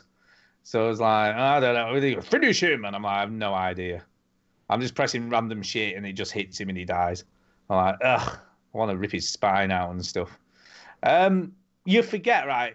Like Street Fighter. We played that for a bit as well, but obviously I didn't put that in. But played Street Fighter for a bit, right? There's a fucking, you forget, there's a ton of characters to choose from in Street Fighter. You get into Mortal Kombat, there's like 4 or 5 or something. Yeah, Mortal Kombat 2, yeah. There's barely but any. In Street Fighter 2, there's not that many. There's still way more than you get in. You're playing Street Fighter 2 Alpha or something, that's why. Yeah, that's what we played. Yeah. That's what we played. Well, no, in Street Fighter 2, there's like 8, so. Yeah, but that's still more than Mortal Kombat. That had about 6. Yeah. Or something. I don't know. But it's still quite cool. When you look at it now and you think, oh, it's no wonder I thought this was cool back in the day because it looks like real people, nearly. Mm-hmm. But it's good. And it's quite responsive. You forget. It was fairly reasonably responsive as well. So, yeah. So we played a set of game codes. Thank you, Lewis Goodwill. Yeah. Yeah, so we played a ton of that, and it was just a good fun afternoon. It went very fast, So we played some other random stuff. It was like, oh, let's play that. Oh, let's play that. But yeah, it's a cool little box. So again, very big thanks to Armar for sorting me out and setting all that stuff up because it was well worth the 90 quid or whatever that cost. Yeah, and there's so much stuff on there. I've got to give him so much props for the. He's a good lad, isn't he? Yeah, the amount of stuff and effort and whatnot that he's put into making that thing work. I loved Mortal Kombat so much when I was young. I loved it so much. I used to do little drawings of Mortal Kombat. I fucking loved it. Yeah, loved it. Yeah, it was fun, and to be fair, like you say, it's still fairly responsive game. Weirdly, I kicked his ass at Street Fighter, and he kind of beat me at Mortal Kombat, which was kind of interesting. So yeah, he kicked my ass at that. But that Mortal Kombat. Another week, another lawsuit. I know. Right? yeah. But neither of us could remember any of the finishing moves. Mortal Kombat has come a long way, don't you think? I watched the video of the finishers this week. Have you watched the new trailer? Like, it's unbelievable. Yeah, the finishers. No, the new trailer for the new game. No, there was a finishers trailer this week. I saw that, but I haven't seen any others. This is like Dark Raiden fighting Scorpion, and then there's another. It has come a long way. It's a beautiful game now.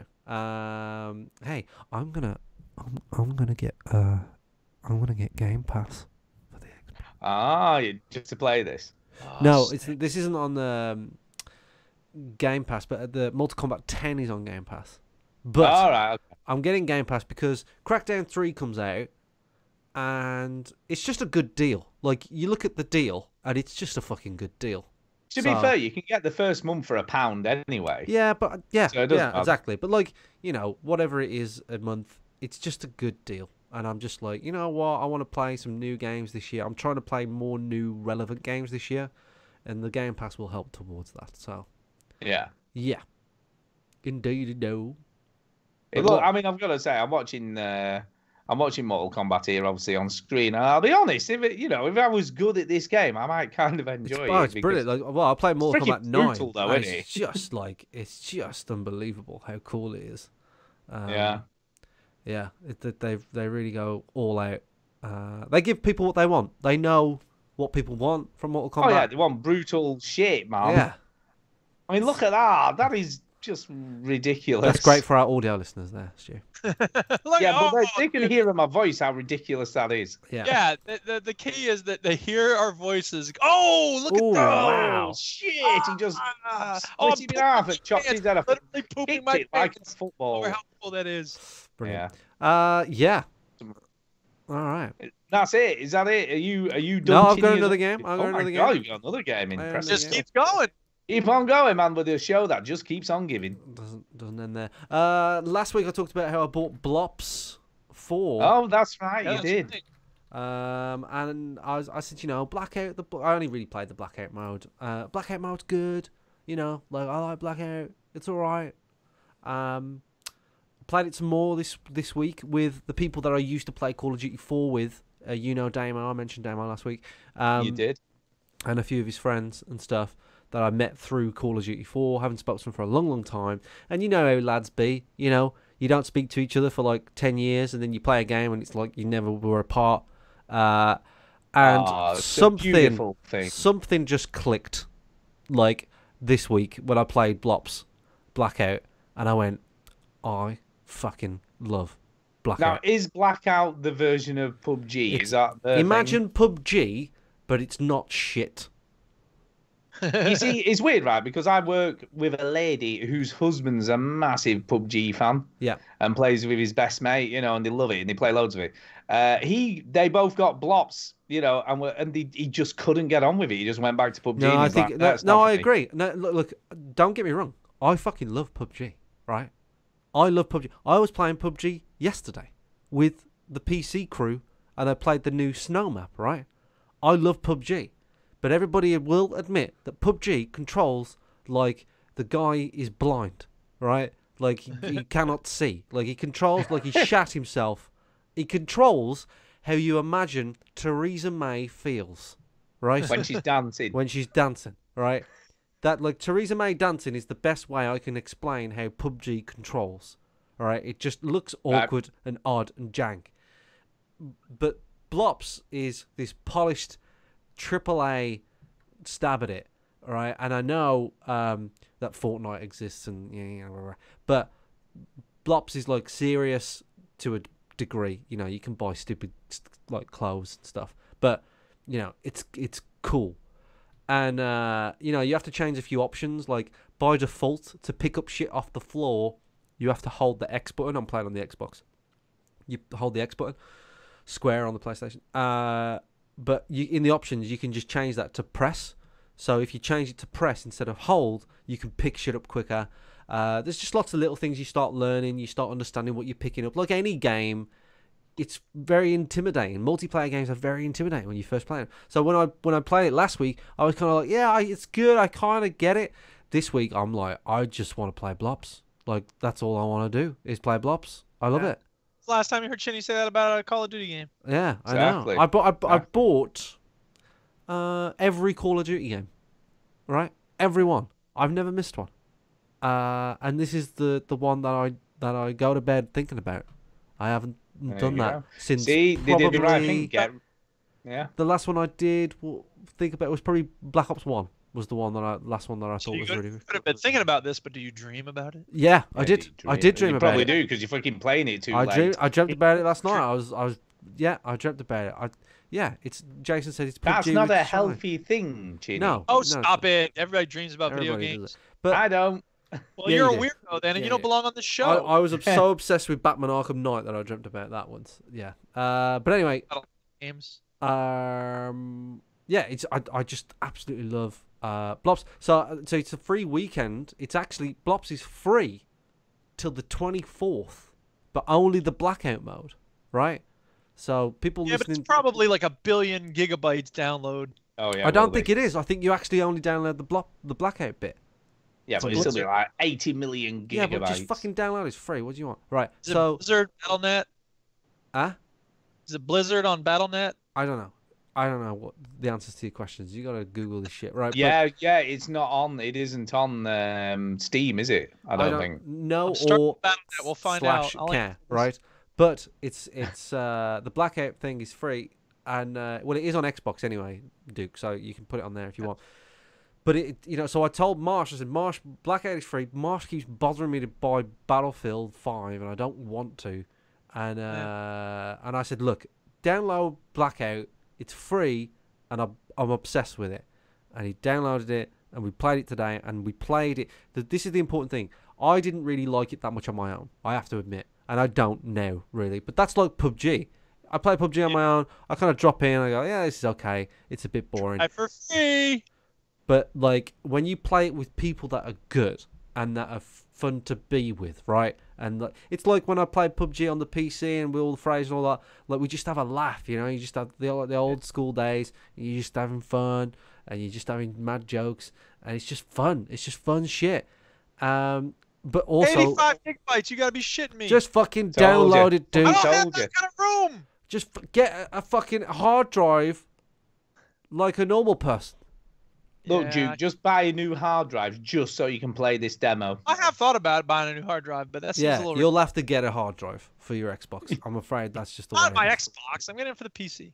Right, whatever. Why don't you just download it on your Xbox? You'll have nothing on there hardly. Room. What do I look like? A guy who moves into other rooms? Yes. How do you eat in the kitchen? Right, but anyway, like, yeah, it's. What do I look like? A guy that's not lazy?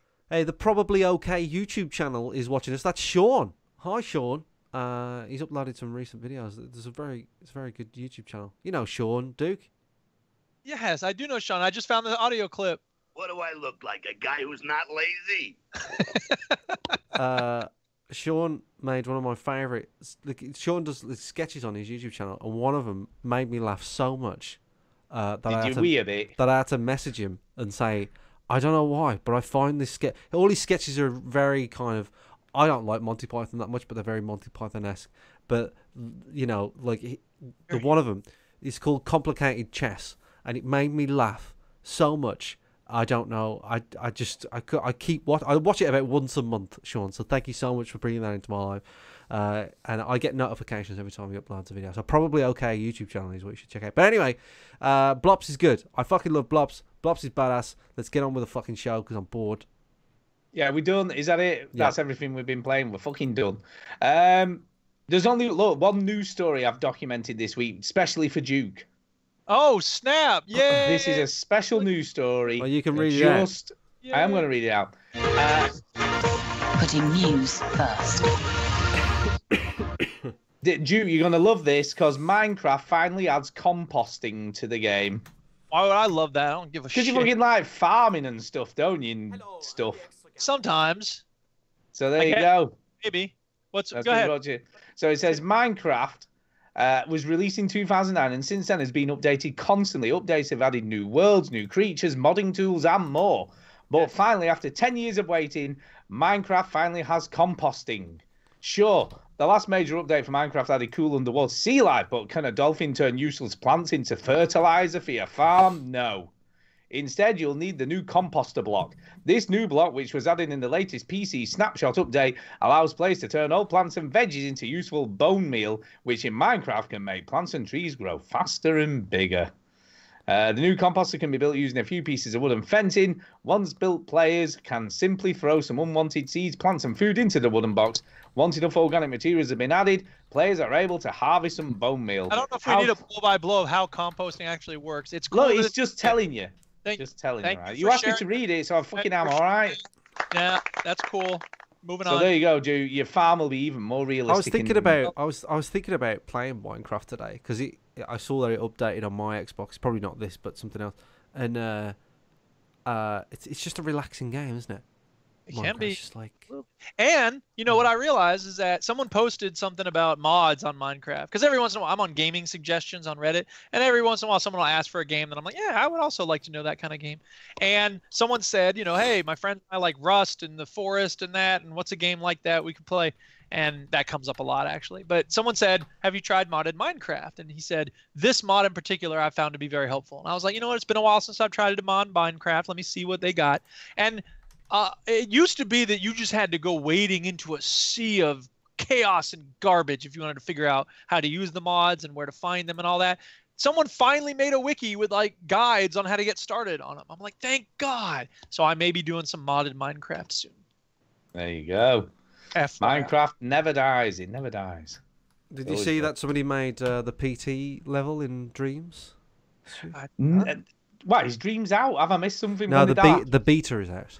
No, I didn't, but I can imagine that's probably happened already. And is it good? Does it look like it? Yeah, it looks the fucking spit of it. Yeah. Yeah, because somebody's done it on Unreal 4 recently, haven't they? Released that, so that's it looks exactly the same. I'll have to. I'm gonna check it out. I just want to let everybody know that when Dreams comes out, I cannot fucking wait for that game. Yeah, I think it's going to be.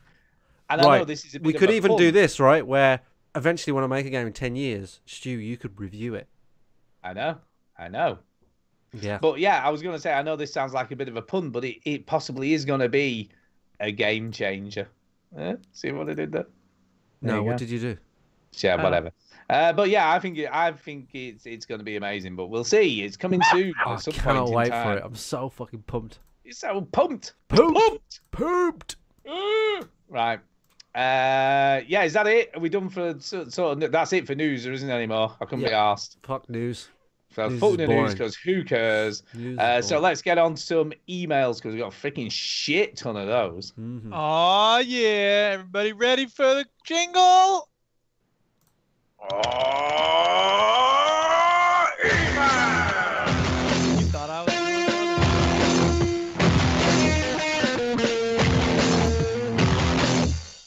Whoa, that ruled. Okay. So first email tonight comes from Mark Singh, and he says this: "What are you playing?" Says, "Hi guys." Right, second letter in as many weeks. What is happening to me? Well, if I can change, so can Stu. I release a podcast sooner. Bam. Whatever. One person says that he likes it on a Thursday. You support him. One person says that he doesn't like it on a Thursday. You shoot him down. You bastard, Stu. You bastard. But to be fair, he cited the fact that news is out today. We don't even do the news anymore. Yeah, so that was only true for since a month. Yeah. What's your excuse for the last 10 years? Anyway, I've just seen. I just Avoided. seem to be Politician Stuart Fowler over here. What's your stance?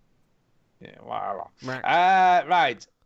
Well, what am I playing right now? I just seem to be dipping in and out of various titles. Nothing's floating my boat, but that could just be due to my mind constantly thinking about Metro Exodus. It's a game I plan to buy digitally with Xmas vouchers I got, which brings me on to a question. Ooh. Do you feel that you are buying more digital new console releases more than ever before? Yep. Nope. Oh, console releases? No. No. Any console releases? I do because I share my console with another person, you see. Yeah. And also I share my Game Pass with another person now. All right, I'm downloading the Black Ops thing. Yes. Oh, God. I made some room. On the Xbox? No, on the PC. Yeah. I should do it on the Xbox because then I can play with you. Correct. But it's only this weekend and it's almost over this weekend. It's the 24th. It's like 4 more days. Oh, you said this weekend. It's not this weekend. I said the 24th. Well, I wasn't listening carefully. He did say that. Anyway, reports seem to be saying that digital has now taken over discs. I seem to buy big discounted games on disc. Only this week I bought Ni no Kuni 2 for just £13, just because it seems like a great bargain. It sounds like a bargain to me. 13 quid, man. My thoughts on buying digitally day one is that if it has 30+ hours of gameplay, then I feel it's worth the money. Anything less, and I don't feel it's worth going down the digital route. So yeah, no, I actually agree. I think it's, I very rarely buy the AAA titles on digital, really, because I don't see the point. Because you're never going to get anything back on them once you finish playing them. Who cares? Well, look, it's convenience. But you're right. I mean, in terms of the economics of the situation, you do want a lower front price because you're not getting the trade-in later. That's true. I don't mind about the trade-in, but I get everything sort of half price because I share it with someone. So that's right. So that works out economically for you. A little bit, yeah. Yeah, it does. It does. Right, that's it from me now until Stu releases this podcast early. MS Rangers. Thank you for that, and thank you for the ribbon. It's fine, whatever. Right, next one's from Keep Mike them coming, Sky. everybody. Mike Sky says, what am I playing? The only game I'm playing is Borderlands 2. I have so many games queued up, but I can't seem to stop playing this one. There you go. Rinky Short dinky. and sweet. Nice. Thank you. It's good. Good game. Good game. And they've got the VR versions. Is that out now? I think that's out, isn't it? Is it? But there's a VR version of Borderlands 2 either coming or out already somewhere. Right, next one's from Colm Sheridan. Good old Colm. Colm, we love Colm. And he says, what have I been playing? Well, hi, gentlemen. On the Xbox One, I'm currently playing Fallout 76. I'm not a hater, so I'm loving it. See, it's growing in number, the lovers of Fallout 76. People are loving it now. Apparently. On the Switch, I'm playing Shining Force Resonance Refrain. Well, that takes some saying. Remaster of an old PS2 game, apparently. And old-style RPG with none of that turn-based fighting. So it's a win-win for me. And then on the PS4, Spider-Man does whatever a spider can. That's what he's playing on that. And he's giving it a thumbs up and a big heart. That's all from me. Hope Chinny's cold easy soon. Love the show, lads, and don't ever stop podcasting. You guys are awesome. Aww. Thank you. Oh, thanks, Cole. No, he's such a nice chap, isn't he? He is a good lad. Lovely. Lovely. Right, next one's from Andy E. Oh. And he says this. Last week you mentioned Boomerang Rental and slightly undervalued it as a service, in my opinion. Can I just say how good it is? No. £16 a month for 2 unlimited rentals with 2 games at a time. As one of the idiots with a Switch, Xbox One and the PS4, I found the cost of games was sucking me dry. Even though selling back to the smelly shop got me some cash back, the perils of facing a spotty oik who could burst at any point was just a chore.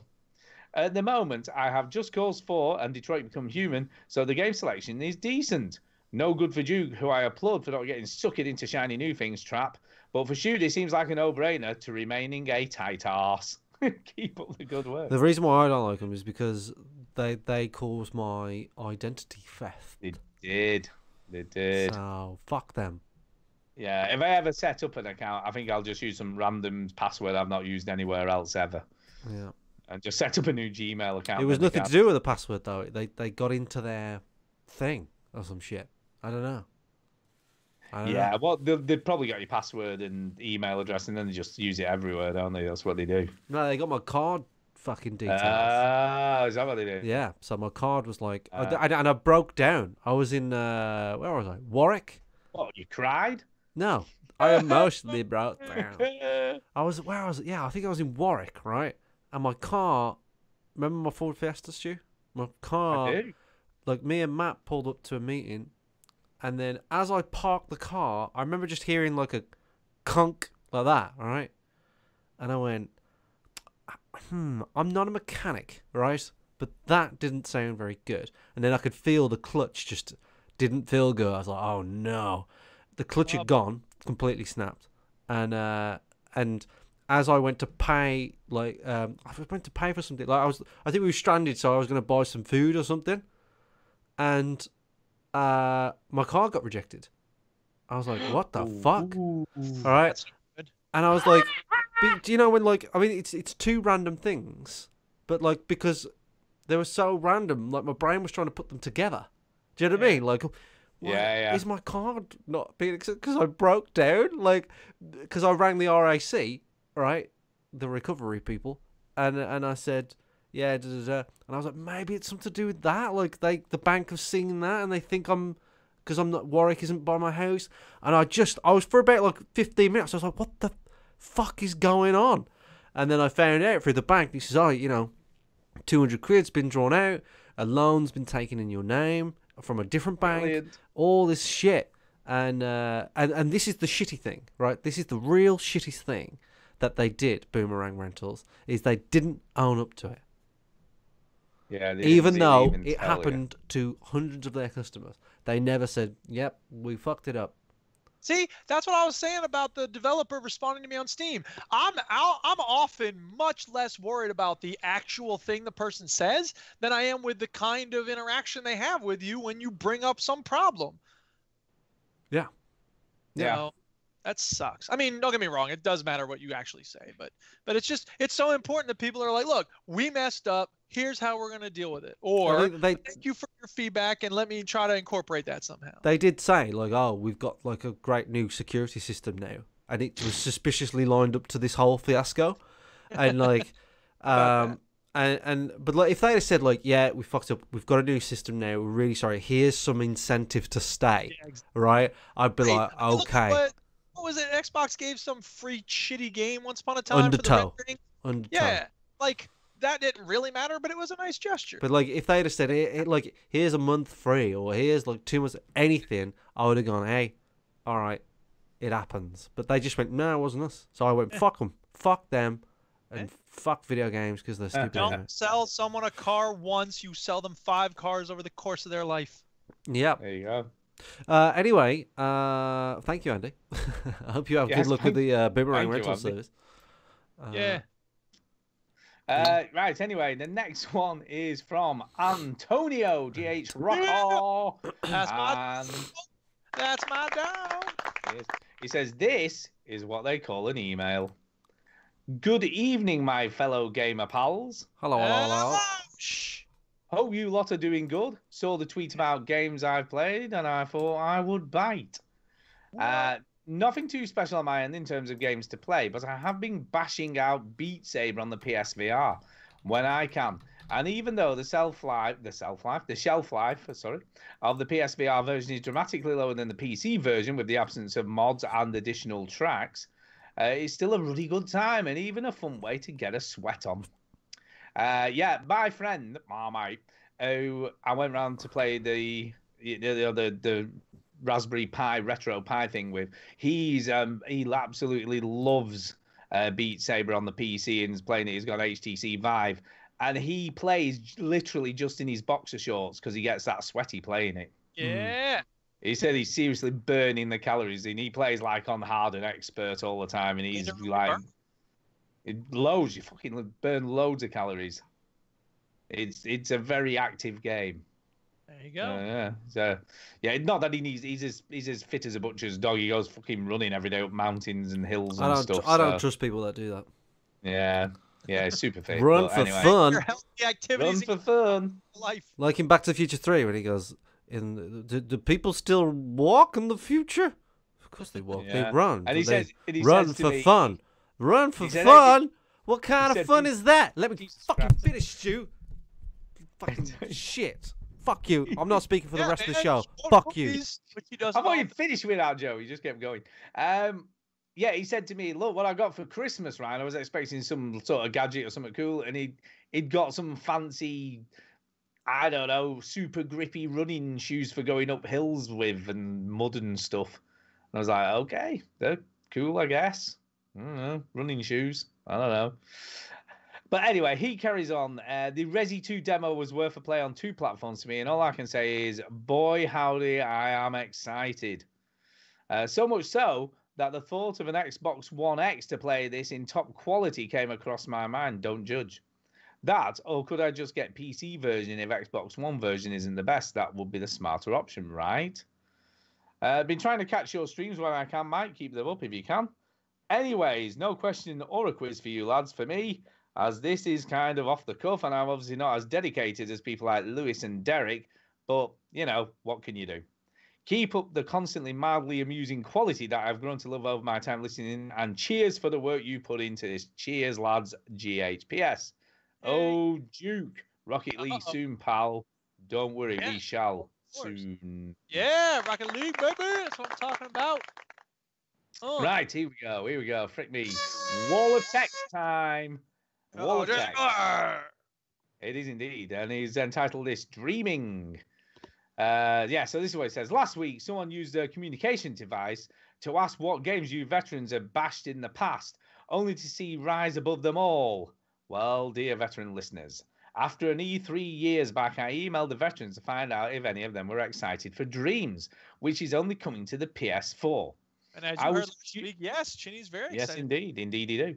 I was curious because the Dreams presentation at E3 that year, it seemed that grown men were modelling their own feces into puppets on the show floor. Yeah. I figured Stu was already doing that in his own home, but why not ask the other two veterans? Well, Chinny said it will be absolute shit, and Duke doesn't care about quality. Now, I can't say whether this is true or not, but apparently you said it was going to be absolute shit, Chinny. I don't remember him saying that, and I certainly didn't say that, so I don't know what he's talking about, but anyway. Mm-hmm. I felt it had strong. Look, he might prove us wrong. We'll be getting a soundbite while we were saying that stuff. I felt it had strong possibilities because it seemed to give you the ability to mould absolutely anything into something interesting without taking on the odour of Stu's homemade turd puppets. I heard he actually cries when he's moulding them. Said it reminds him of the film Ghost and Mr. Rogers. Weird. Anyway, fast forward to the Divas YouTube internet streaming videos of 2019, which are yet to come. This is the year Mike Chin moulds his very own proper turd for the world to see. You see, Dreams is going to soon take over YouTube, at least with creative people or community projects. Just think, one-man streams while chatting forums, or better yet, multiple streamers make one game, bringing all of the communities together for one game. Some real Death Stranding Kojima shit there. I rarely watch streaming, but this I will watch. I plan to attempt a story-driven game. I will reach out to some of the smart creators within Dreams and see just how well strangers can polish my turd. You are welcome to come along for the ride, but you better bring the massage oils and things are gonna get messy. Okay. And by the way, Stu, I know, yeah, you should feel guilty. Duke gifting you his latest sewing project and you haven't even offered him a scaff puppet. Hey, Mike, have you worn your McDonald's bathroom shoes since the big day? I'm out of it.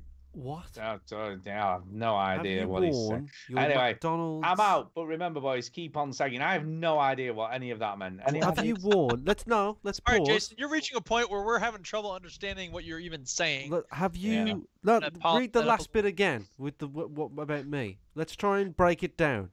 Okay, here we go. I'll try again. And by the way, Stu, you should feel guilty. Duke gifting his latest sewing project and you haven't even offered him a scaff puppet? I'm assuming he means a moulded turd puppet of Duke. I have no clue. I just meant the bit with me because I need. Yeah, and then he says, "Hey, Mike, have you worn your McDonald's bathroom shoes since the big day?" Right. Okay. The shoes that you wore. My wedding shoes. That's right. Yeah, I did wear them, didn't I, to the McDonald's. Got it. So you have to. We got it. Jason's got layers. You got to break it down. Yeah, like got to break the layers. Layers of what though? Well, that doesn't matter. It's still layers. It does matter. It does work eventually if you figure it out. It's like a puzzle within an email. That's what it is. Anyway, final email this evening is from Lewis, of course. And he says this: "Hello, veterans." Hello. I'll start with the Grand Tour game because we were a bit worried about this. Let's see how it goes. Oh, yeah. I can't review it at the moment. The reason for this is because it isn't finished yet. Each new level of the game is added on the day each episode comes out for the series. So in 12 weeks, I'll give my final review. But for now, I think it's great. There you go. Go. Graphics are fine, gameplay is good, so all fine so far at least. Another game I've been playing is Far Cry 2. It's free with Xbox Gold at the moment, and I'm working my way through it. It is a really strange game. With both factions, you fight for being evil, and then the malaria strikes. Yeah. Gun jams and constant driving around the map are a few of the annoyances, but the worst thing is the stupid grey filter they put on it. Why the hell did they do this? If you're playing it on PC, get the Real Africa graphics mod. It makes it look so much more colourful. The shooting doesn't feel fantastic, and the story is about as interesting as watching paint dry, and yet I still find myself going back to it. It's easily my favourite Far Cry game, and an extremely good experience. Now, you see, what was your friend who you interviewed? Yeah, what's he called? Tom Bissell. Yeah, Tom Bissell. He loved this game, didn't he? It was his best game ever. Yes. Well, you know, and he knows his stuff. He's a good guy. He knows what he's doing. The opinion he has is right, but whatever. There's a lot of things that's good about it. So yeah. Its world is so detailed and immersive and fantastic, and it gives you the real impression of isolation. It's just so different from other games and settings. The gun sticking, the malaria problem, the realistic depiction of modern civil war. But I don't know. I kind of feel like the 3 smoothed out a lot of stuff that was wrong with 2. So I like 2, but I think 3 is a much better game. And all make it stand out from the other Far Cry games. At the moment, I give Far Cry 2 a 3 out of 5 for a modern standpoint, but I'll probably give it a 4 as reviewing it 11 years ago when it came out. Yeah. Duke, if you disagree with my opinion on the best Far Cry game ever, then I'm sorry, but this is by far the most fun I've had with one. There you go, Duke. Told you. Can't argue about someone having fun with something. That's a good way to put it. My dad once told me, look, you're often not going to convince people of how you see things. So just say, I think blank, blank, blank. They can't say you're wrong for what you think. There you go. I think you're wrong. Suck it, my dad. Suck it, and you suck it. Right, okay. He finishes off. So for the big question. 2020 is less than a year away, and you'll have to decide on your game of the decade. Oh, yeah, I thought that. I think we did. Did we done that before? I can't remember. No, we've not been going long enough, have we? But what was your game of the decade for 2000 to 2010? Wow. Portal 2. Is that out before then, or was that after? Portal 2 was 2011. Oh, bollocks. Oh, wait. 2011 as well. Damn it. Damn it. What did you say, dude? Skyrim. Yeah, it was 2011, yeah. Red Dead. Yeah, is that out before 2010? Yeah, Red Dead. Hold on, what's the years? 2000 and what? 2000 to 2010. Yeah, Red Dead. First decade of the century, you know. Yeah, Red Dead then. Fallout 3. Really? Fallout 3 is 2008, yeah. No, I'm saying, really, is that your game of the decade? That's a game of the decade. Okay. And count games that came out in 2010, then maybe New Vegas. Yeah, I guess. Oh, could be Oblivion though, couldn't it? I could have that in the mix. Oh, Fallout 3 is better than Oblivion. What are you talking about? I don't know. I love it. There's some close ones. I mean, you got GTA 4, you got Call of Duty 4, you got Mass Effect 2. Yeah, 2, yeah. Oh yeah, Mass Effect 2. Portal. Wow. You know, some good games. Half-Life 2. There's a lot of good games in that decade. Eco's a great game. That's true. Fucking hell, Half-Life 2 as well. See, you forget about the earlier. Yeah, see. Halo. I think maybe we'll have to come back to this after we've talked about it a bit. Let's think about this and cover it next week. Think about it. Let's do our top 5 games of that decade for next week. Hey, why don't we do that? Let's do it. Let's do that next week. Whose thing are we answering? Who's the what? Who brought up this topic? Lewis. Right, Lewis. You get 10 points. Congratulations. 10 points. That's nice. Good job. 10 points. Sorry for going on again. I'll cut it back next week. So bye for now. No, it's good.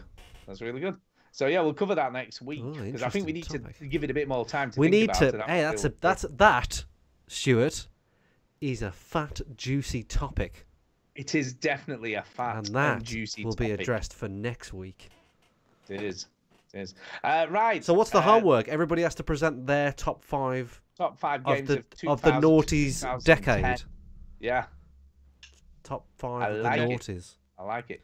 Right, Chinny, there are some Twitters. So yeah, there is. Because a lot of people reply. I gotta play the theme song. Do you want to be my friend on the Facebook? Do you want to be my friend? Yeah, well, I'll start it off with Cobby. He says, hi, chaps, newbie to the show. I love the show, and I'm really happy that I've got nearly 500 episodes to go back on as I'm new. Please, could you give a recap on the next show, simply explaining how all you guys got together all those years ago? Please, great show. Right. All right. Okay, no, wait. Every other episode, it seems we have to go Wait, through this. wait. I was getting a colostomy bag put in. No, wait. She was in the same Stop. urologist. Stop. Because Stop, Don dude. had nipped on his Shush. Right. Jesus Christ. We get asked this a lot. We do. Cobby. So But what I'm going to do, understand that what new I'm going to listeners do, come and go, don't they, Stu, so- why do you tell Duke to shut up and not shut the fuck up yourself? Right? Shut up. What I'm going to do is we're going to explain how we got here, right? And then I'm going to take this section of the podcast, I'm going to make a video out of it, right? And then the next time somebody asks us, we're going to just watch the fucking video. watch the fucking video. Yeah, right. We love you, Cobby, but we get asked this a lot. Right. Love you. So, Yeah. this all started because me and Stu listened to a podcast back in the crazy year of 2008. It was That's a fucking... not quite true. Oh, shut the fuck Would up. you shut up That and is the let him true go? story, though. The talk, you can go. Actually, it was Yeah, a year. that's how you tell a story. That's not how it all began. For you, this is how it began for me. You calling me a liar? No, Fuck you. No, but if there hadn't have been for what happened prior to that, I would have never met you. Because it all happened. Stuart, start with Once Upon a Time. Once upon a time, I bought an Xbox 360. And then a little game came out called Gears of War. Hold on. If you want to go back, right, you could go, once upon a time, No, I got a job No, as a this is van very driver, relevant. and that's why I started listening to podcasts. Actually, you got to include this in the video because then people will know. Oh wait, I don't want to watch this show. I don't want to know anything about these people. They can't even tell the story of how they met without yelling at each other.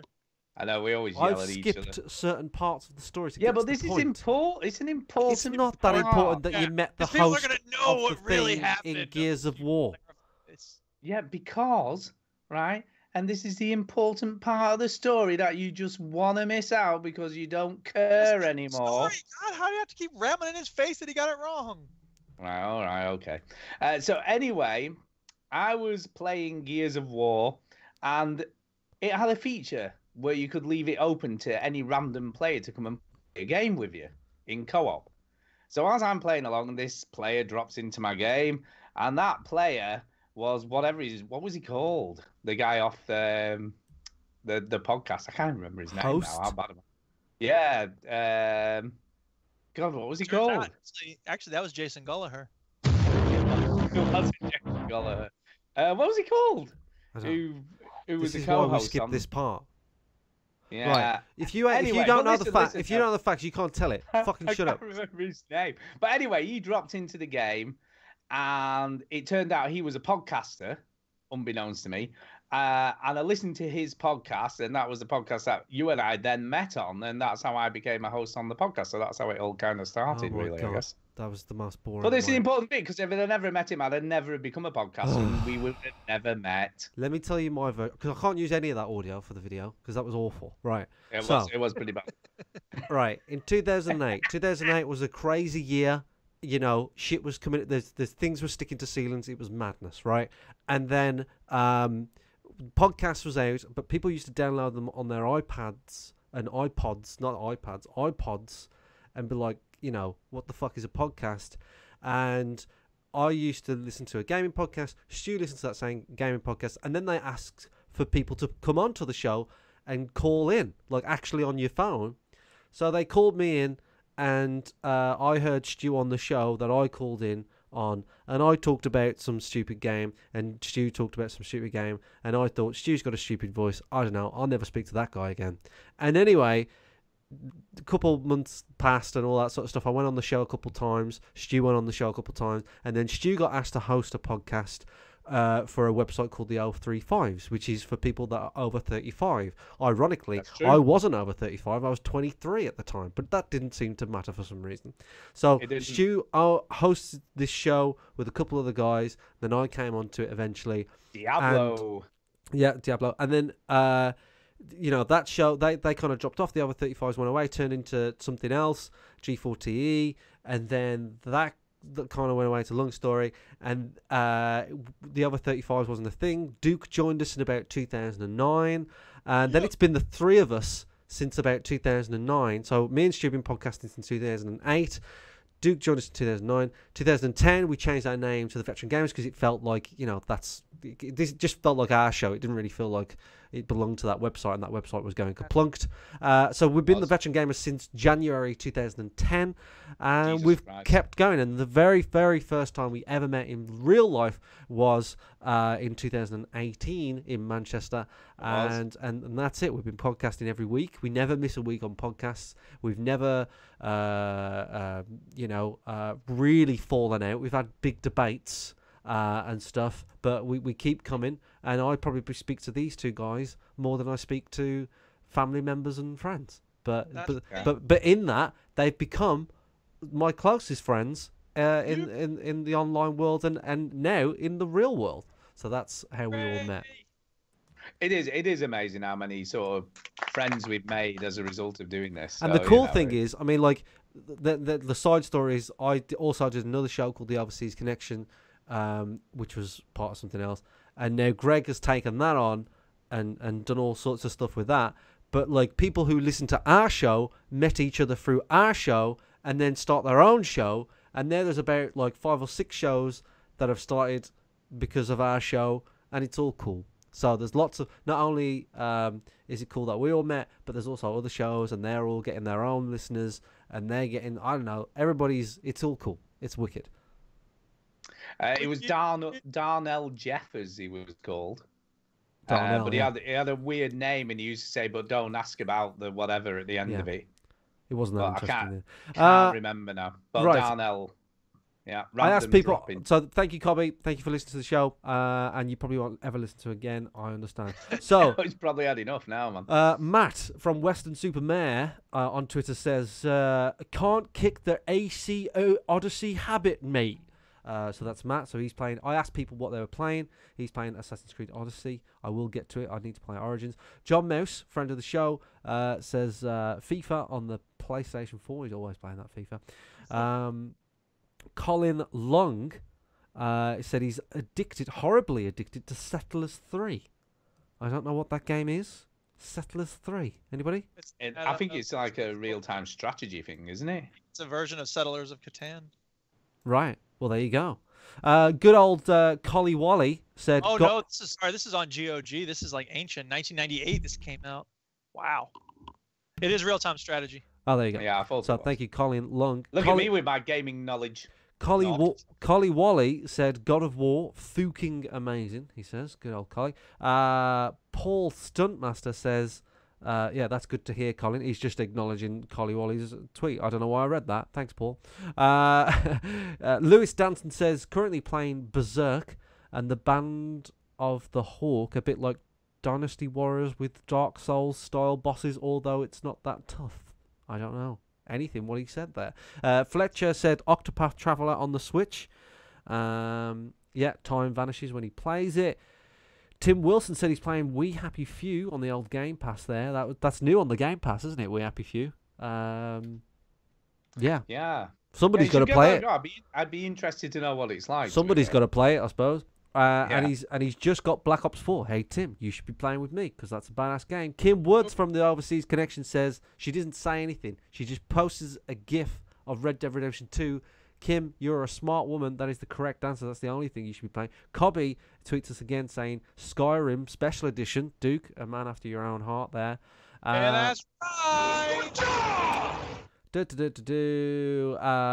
My brother Peter Chin, who you can now listen to on the Entertain Nerds. Check it out. They've got a YouTube channel, podcast, and all that shit.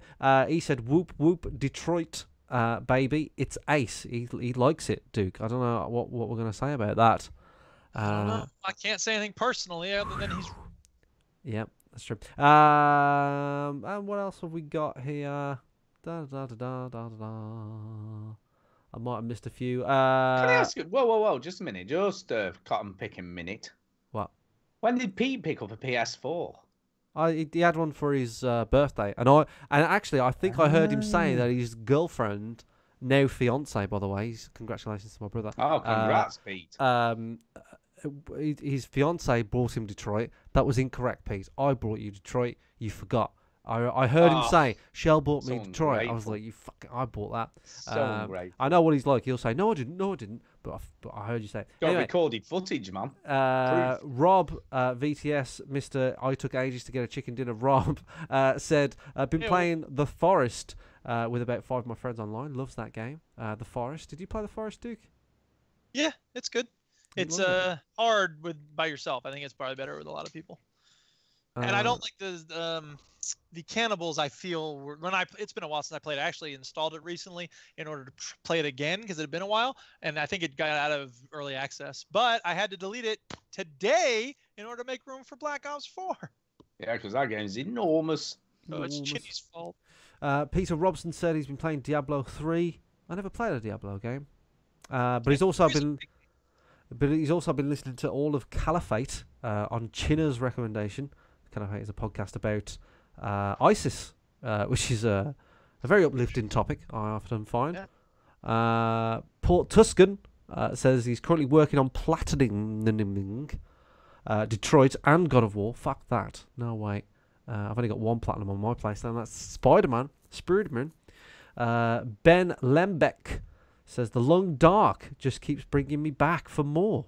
What is the Long Dark? Yeah, I do fancy that. That's another survival game, but it's got a story as well. Right. Sort of. You're basically just stranded in a logging or abandoned logging community. So every survival game ever. Yeah, pretty much. Except you're not crafting. There, as far as I can recall, there's no crafting. It's just you scavenge and you try to not freeze to death. Or it does look like there are cutscenes. So there you go. Yeah, it's got a full up. They added that afterwards. I'm sure it came out they of early access.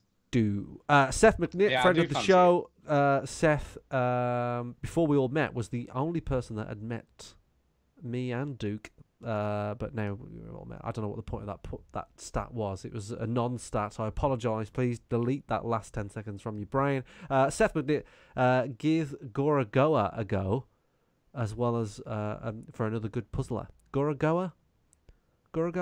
Yeah, it's like a picture puzzle game, isn't it? I think. Oh, is that the? Yeah, I do remember Gorogoa. Yeah. See, the thing, we talk about so many games, I forget. See, I've got quite a good memory for shit. I just remember shit. Yeah. You played this, Duke. Gorogoa. Was it you? Wait, what? Gorogoa. Oh yeah, that's a great game. Yeah. You like big Gorogoa. thumbs up on that one. Yeah, Seth says also playing Hellblade's Senua's Sacrifice, God of War, and he's reading Neil. Is it Gaiman's Norse mythology? Yeah, Neil Gaiman. Right. Yeah, I've read that. It's good. It's really good. Gaiman. I really like Neil Gaiman. With Terry Pratchett. That's an awesome book. Yeah, he's a good writer.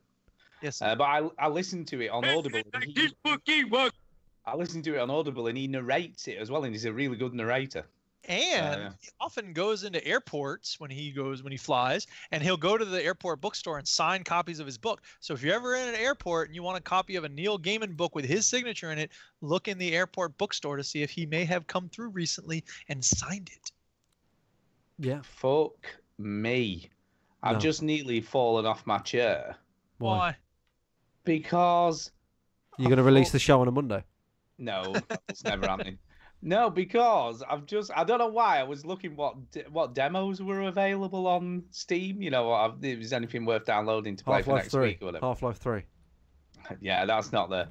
But there's a Call of Duty franchise collection available. And it's a bit of a bargain at the moment because it's got 10% off. Yeah. How much do you think this bundle is? So it's every Call of Duty up to World War II. How much? 700. Fuck me, that's such a good guess. That's so close. £728. Fuck that. Who's going to pay that for? I mean, it's Call of Duty 1 and stuff. Oh, they're charging 15 quid for Call of Duty 1, the original Call of Duty. Dumb. That makes sense. I'm like, why is there a bundle that's nearly 800 quid? It's ridiculous. Anyway, sorry for the aside there, but I couldn't just. Nice to know you're paying attention there. I know, totally. Thanks, mate. Totally paying attention. Brilliant. Is that it for the Twitters? Are we done? Well, how would you know? You're not listening, so fuck you. I don't know. He's not what? I don't often get distracted, to be fair, but then I just saw that. I was like, how much? To be fair, I don't know if I get distracted, but let me tell you this 2 minute. Anyway, you got speak pipes? We got one. We got the one I sent it to you. Are you done with what you were doing, Chinny? Yeah, Who knows? Hey, I probably was, but you wasn't paying attention. Pipe, it's the way to leave a message for us. All right, this one comes from Derek Diesel Saints. It's 1:30. Here it comes. Hello, listeners, and welcome to episode 1 of the 90-second podcast. We have 3 very special guests with us today from the world of podcasting. And first up, it's Mighty Mike Chin. Hello. Chinny, you've called yourself a Rockstar fanboy, so is Red Dead Redemption 2 the greatest video game ever made? Correct, yes. No. Oh, fuck. Controversial as ever there. And my second guest today is Dynamic Duke Scaff. Hi. Duke, you're a husband, a teacher, a rapper, a poet, a podcaster, an author. So what deeply meaningful and interesting video game have you been playing this week? Rocket League. Oh, yeah. Okay, on that bombshell, we move on to my final guest. It's Super Stu Fowler, the daddy himself. You want to say hi, Stu? Like we did? Oh, hell, I didn't. I thought that was recorded. You fucking idiot. I didn't. I wanted just to, hello. Stu, you're known as a man who's got an opinion on pretty much anything and everything. I think what the listeners really want to know is, when you strip away the glitz and the glamour of the Veteran Gamers podcast, what are Chinny and Duke really like? Here's the thing. Okay, thanks for that, Stu. Incisive as ever. Don't forget to hit that like button and please subscribe. Until next time. Oh dear me. Top quality content there. 90-second podcast. I love it. Brilliant. Do you know what was funny, right? When you both said hello or whatever, right? I was like, why's the quality gone so bad? You're an idiot. I am an idiot. Idiot. Goofball. Oh my god. Goofball. Oh dear. What are you gonna do? Total idiot. Take it home. Right, shout outs. Let's do that and get out of here. So, okay, here comes the shout out. You need to use that more. Saw a pretty girl just the other day. She winked and she smiled, walked across my way. I couldn't figure out just what to say, so I shouted her out. Shouted her out. Oh, right. You need to use that. Stu just said that thing more. You do. Duke, over to you. Let's hear from you first. Take it home with you. Oh my god. Said it was over to me. So, a shout out 2D Engine, the game developer on Steam, because they hooked us up with some free video game codes, and I still have a pair. So Chinny's gonna get them unless somebody hollers at me in the next like 2 minutes. Give me one, and let the listener of the pre-recorded show. Okay, well, have one. Right, okay. All I want. Yes. So there is a game code on offer to the first person on the podcast recording listening who contacts me on Steam. Yeah. So Lewis Goodwill from the emails. You haven't sent an email in a little while, Lewis. You need to send someone in soon. And Antonio were the ones who snarfed up the other ones. I will shout out Phil Olson for his support of things in general. I'll shout out the Duchess because she organized a team to go distribute literature for her today, and it was a cool experience to have all these people coming to get her stuff to hand it out. It shows that she's got a base that's devoted to her, which is awesome. And I'll shout out Stu and Chinny because, they make my weekends awesome with the podcast. And I didn't mention that I got involved in the show because I wanted to point out that the Peggle music was similar to the Fight Club music, but maybe you can splice that in or something. Do it now. You did indeed. That's how it happened. Hey, Duke, how did you get involved with the podcast? What did you want to get involved? Because I had sent in an audio clip comparing the music from Peggle to the music from Fight Club, and I was like, Peggle ripped off Fight Club. Haha, get it? Anyway, love the show. This is Duke, bye. And then y'all were like, hey, maybe you could come on a show one time. And I was like, oh my God, because it was such a thrill when y'all read my emails or whatever once upon a time. And then eventually you were like, why don't you join us for the show? And I'm like, oh boy. And then you were like, yeah, just keep coming back. And I was like, all right. We did. I think what was funny as well, when you very first came on, you used to go, "Oh, thanks for having me on," or whatever. And we were like, "No, you're part of the podcast. It's fine." He's only just stopped doing that last week. At any point, I know you're gonna kick me off, man. I know it's gonna happen. It's always happening. Yeah, that's true. That seems such a long time ago now, doesn't it? I think I still have that trauma from when I was in high school, and I like tried to get people to come over and hang out with me, and they just weren't having it. I remember one time I threw a party where we were supposed to watch Monty Python movies. It was called a Pythonathon. Of course it was. Why wouldn't it be? And nobody showed up. Oh, Duke. If I lived nearby, Duke, I probably wouldn't have showed up either, to be honest. Yeah, exactly. So anyway. Oh, yeah, bless that's him. my shout-outs. There you go. Well, I'm going to shout out Darnell Jeffers, without whom this wouldn't be happening right now. So there you go. Don't say, because I'm going to shout out the person that employed me at that van driving. No, but it's totally true. He was the co-host of you talk about the butterfly effect. You talk about the butterfly. Had he not dropped randomly into my game that day, I would have never met him, and this probably would never be happening right now. My mum and dad never met each other, this show would have never happened. That's true as well, but that's more relevant to the podcast, to be fair. So, Darnell, you're the man, because without you, I wouldn't be doing this. There you go. And I never met Duke, never met Chinny. It would be the weird old life. What would I be doing now? Convenience store, drooling on ourselves, addicted to crack. I know. Man, she wouldn't have done it. What would we be doing right now if this hadn't have happened? Butterfly effect, man. It's yes. Just like life is strange. Then over to you, Chinny. Shout out to Cobby. Oh yeah, new listener. A lot of new listeners. That's listeners. Cool. All new listeners have to donate £50 each to the hosts.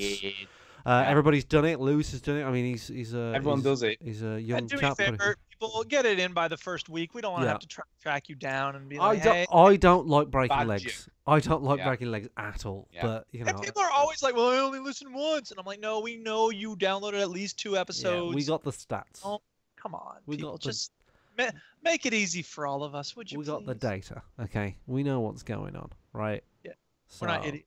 And we know people sell a bootleg version of this podcast at dodgy markets, right? It's like $47 when you include the tax and tips. It just makes sense to give us the full 50. Yeah, I mean, Jason not really saving money. Jason, the super fan, I mean, he sends £50 a week.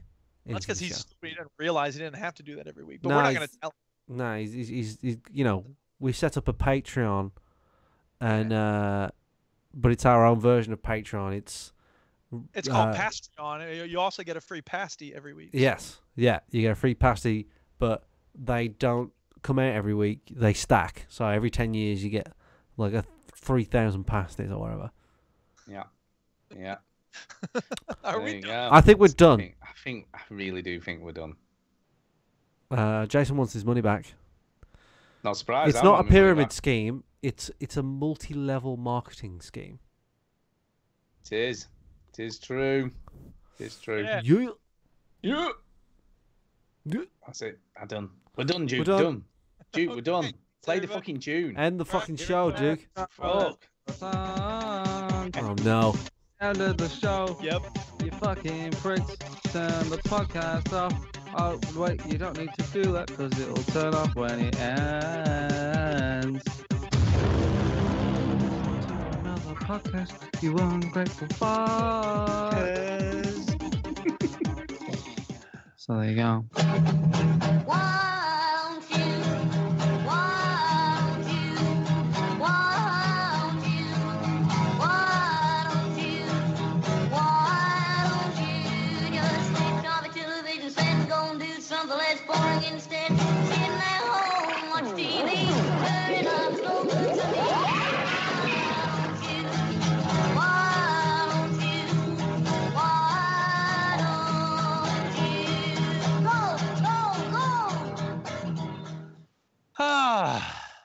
Do you know what? What? It's fucking bugging the hell out of me that I can't remember Darnell Jeffers' proper gamertag name. It's just bugging me so much now. It's because I'm so old. I can't remember shit. My names are a nightmare. What the hell was his? What was his gamer tag? It's gonna really bug. What's the bell toll for? It is. That's how I feel right now. Yeah. It's really bugging me. It'll come to me. I'll wake up in the middle of the night and go, it was this. Well, when you do, make sure you jump onto Twitter and go, "Hey, everybody, here's what it was." What was the show called, Daddy? What was it called as well? What was that called? I don't know, but I have to go. Oh, Chinny will know. Bye, Duke. What's it called? 360 Plex.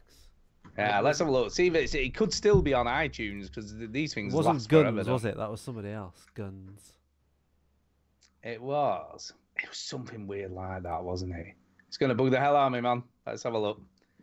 360. I'm on the way back when machine. I know. I'm on the look now.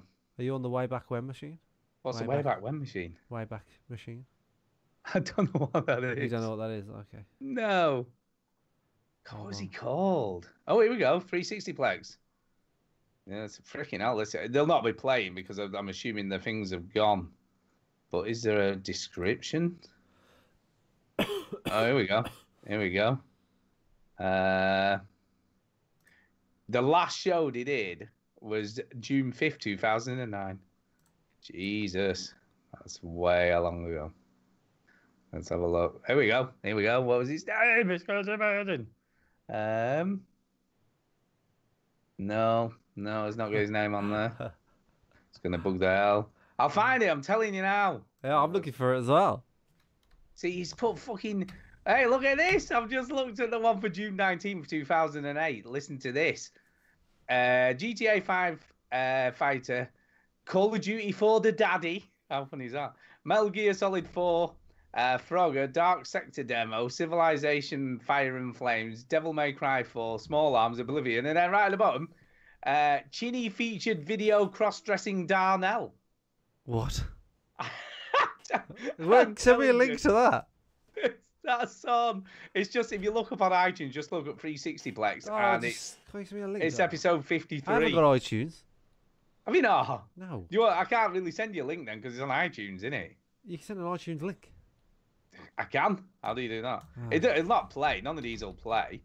Because there won't be any server anymore. Tragic. There'll be no server anymore, so they won't be linked to anything. They're just still there. Tragic. That's so funny. What was his name, though? It's gonna. I'd love to listen to that. I know. You can't listen to any of them. Oh, that's so Don't lick me, you crazy cat. Oh, that's it. That was it. Hero Reborn. That was it. HSK. HSK Hero Reborn. Yeah, that was it. Freaking hell, that took some. Do you know, I was fucking ridiculous because I used to get up at 3 o'clock in the morning to record with them. That's how ridiculous that was back then. Crazy. It just. I did that. I got up in the middle of the night to do the recording with them. Because they used to record at stupid time. Hey, funny. I know. Hey, I know, yeah. HSK, and he was such a lovely chap. When he dropped into Gears of War, he helped me with all the dog tags. He's like, oh, you need to come here for a dog tag or whatever. And then he just dropped in that he did a podcast, and I remember listening to it on my PC on like a laptop with my headphones in, and that's how I listened to it. And I was like, what is this podcast thing? You mean I can talk and people will listen to me? I know, and people listen to me. No one listens to me at home. I need a platform. And I did feel like what was really funny is I felt like he was some sort of celebrity. It was just the weirdest thing. Yeah. It's weird, isn't it, when you think back? That's so long ago. Oh, my God. But, yeah, your name is on episode 53. Wow. There you go. Oh, here we go. I can share it on Twitter. Let me copy link. Here we go. There you go. Here you are, Chitty. Just for you. Let me find you now. I nearly sent it to Darnell then by mistake. That would have been funny, wouldn't it? Here we go. Control V. There you go. 360 Plex. Oh my God.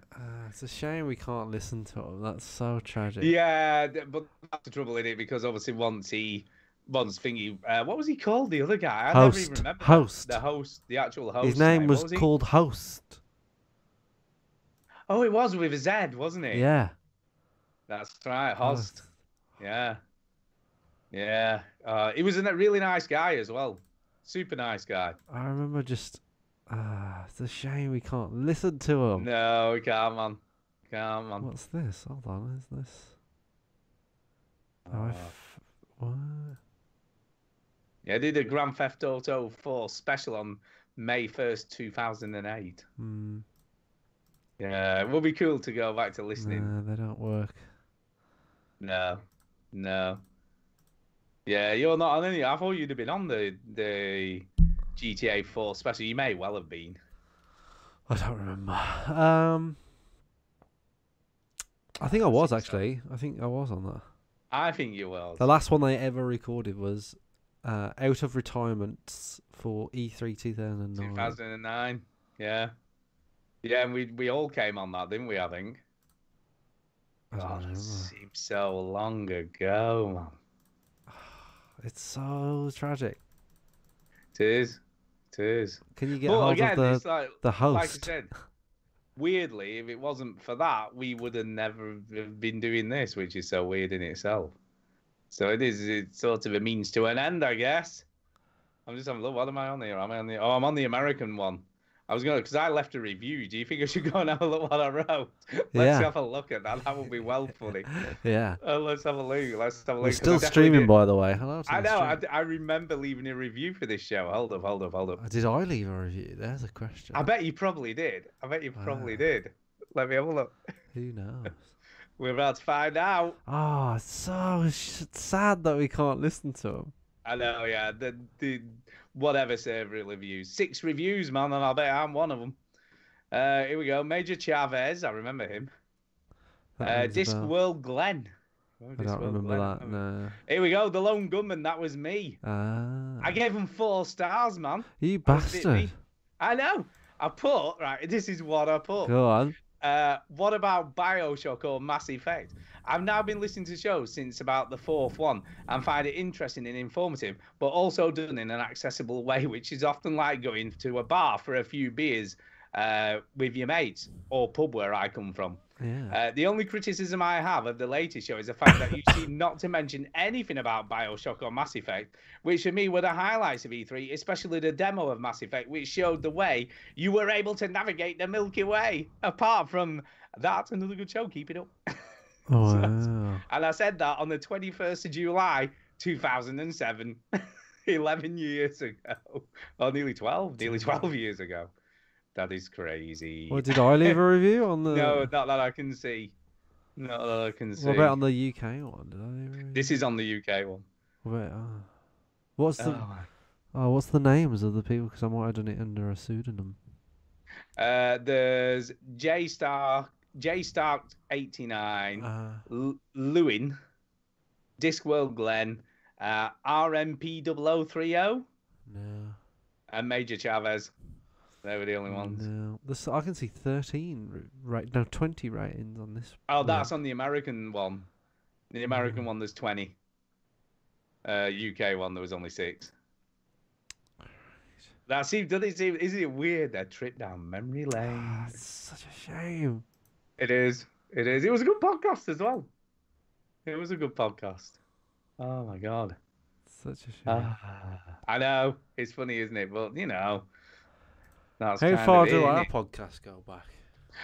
Well, I've got all the way back to about, recordings-wise, I've got almost back to the first ever 035 show. Right.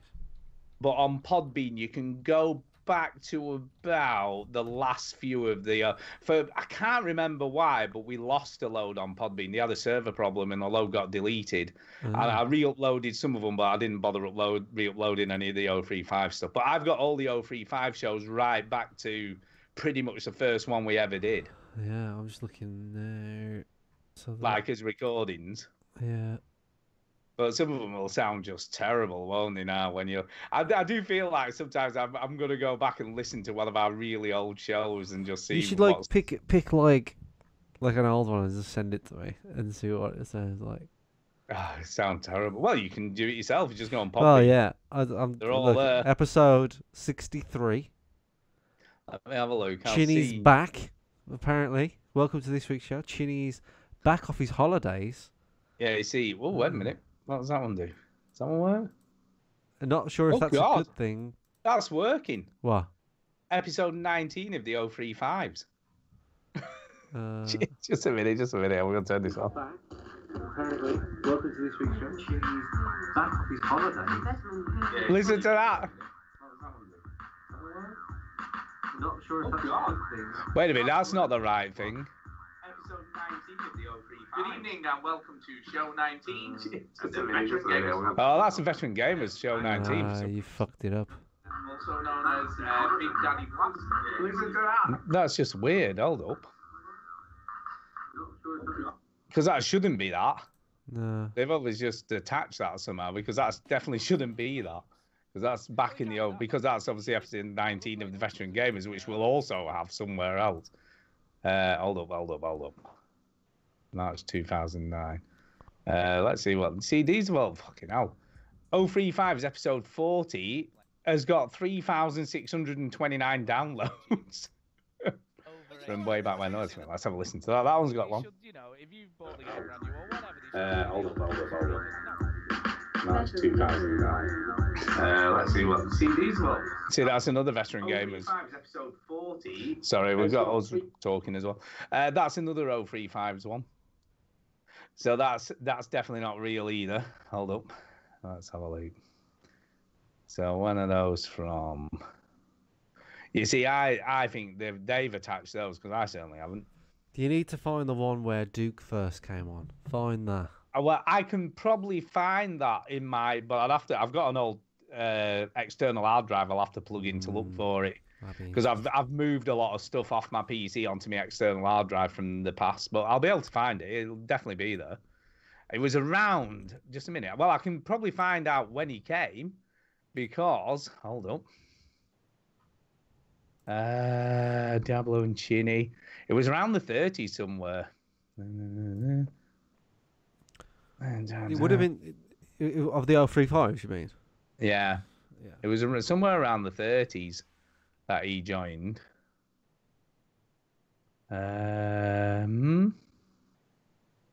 Hold up. Because I remember him coming. It was somewhere. See, October 28.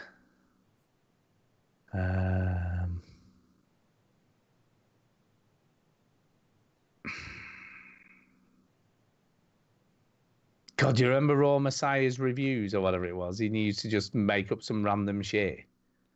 Not really, no. Do you not remember Raw Messiah? And he used to just go. We used to send us a clip of himself, and he was a little bit like Matt. And he used to just do some really random. No, and he just used to mumble. And it was just, I just used to have him. It was me, weren't it? And I used to just put a load of clips of someone mumbling together, I think, if I remember rightly.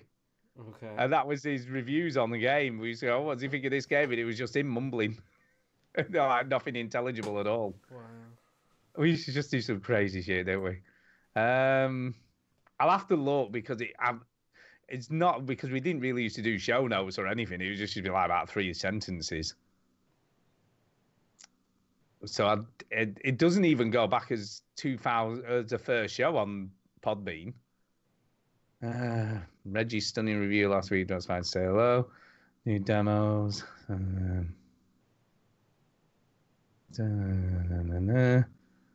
don't know. I'll have to have a look. Anyway, let's go. I'm going. Yeah. Let's just go. The best. We did a best of the sketches in episode 29. Wow. Best of the sketches. Right, I'll have to have a look. I will see if I can track that down, and then I'll send it to you if I can. Okay. But that's going to take some tracking down, because I can't exactly remember when he joined us. Yeah. Well, we'll see. We will see. Rightio, mate. I will leave you to it. Have a nice evening, and I'll speak to you soon. I'll speak to you next week. All right, mate. See you soon. Bye. Bye.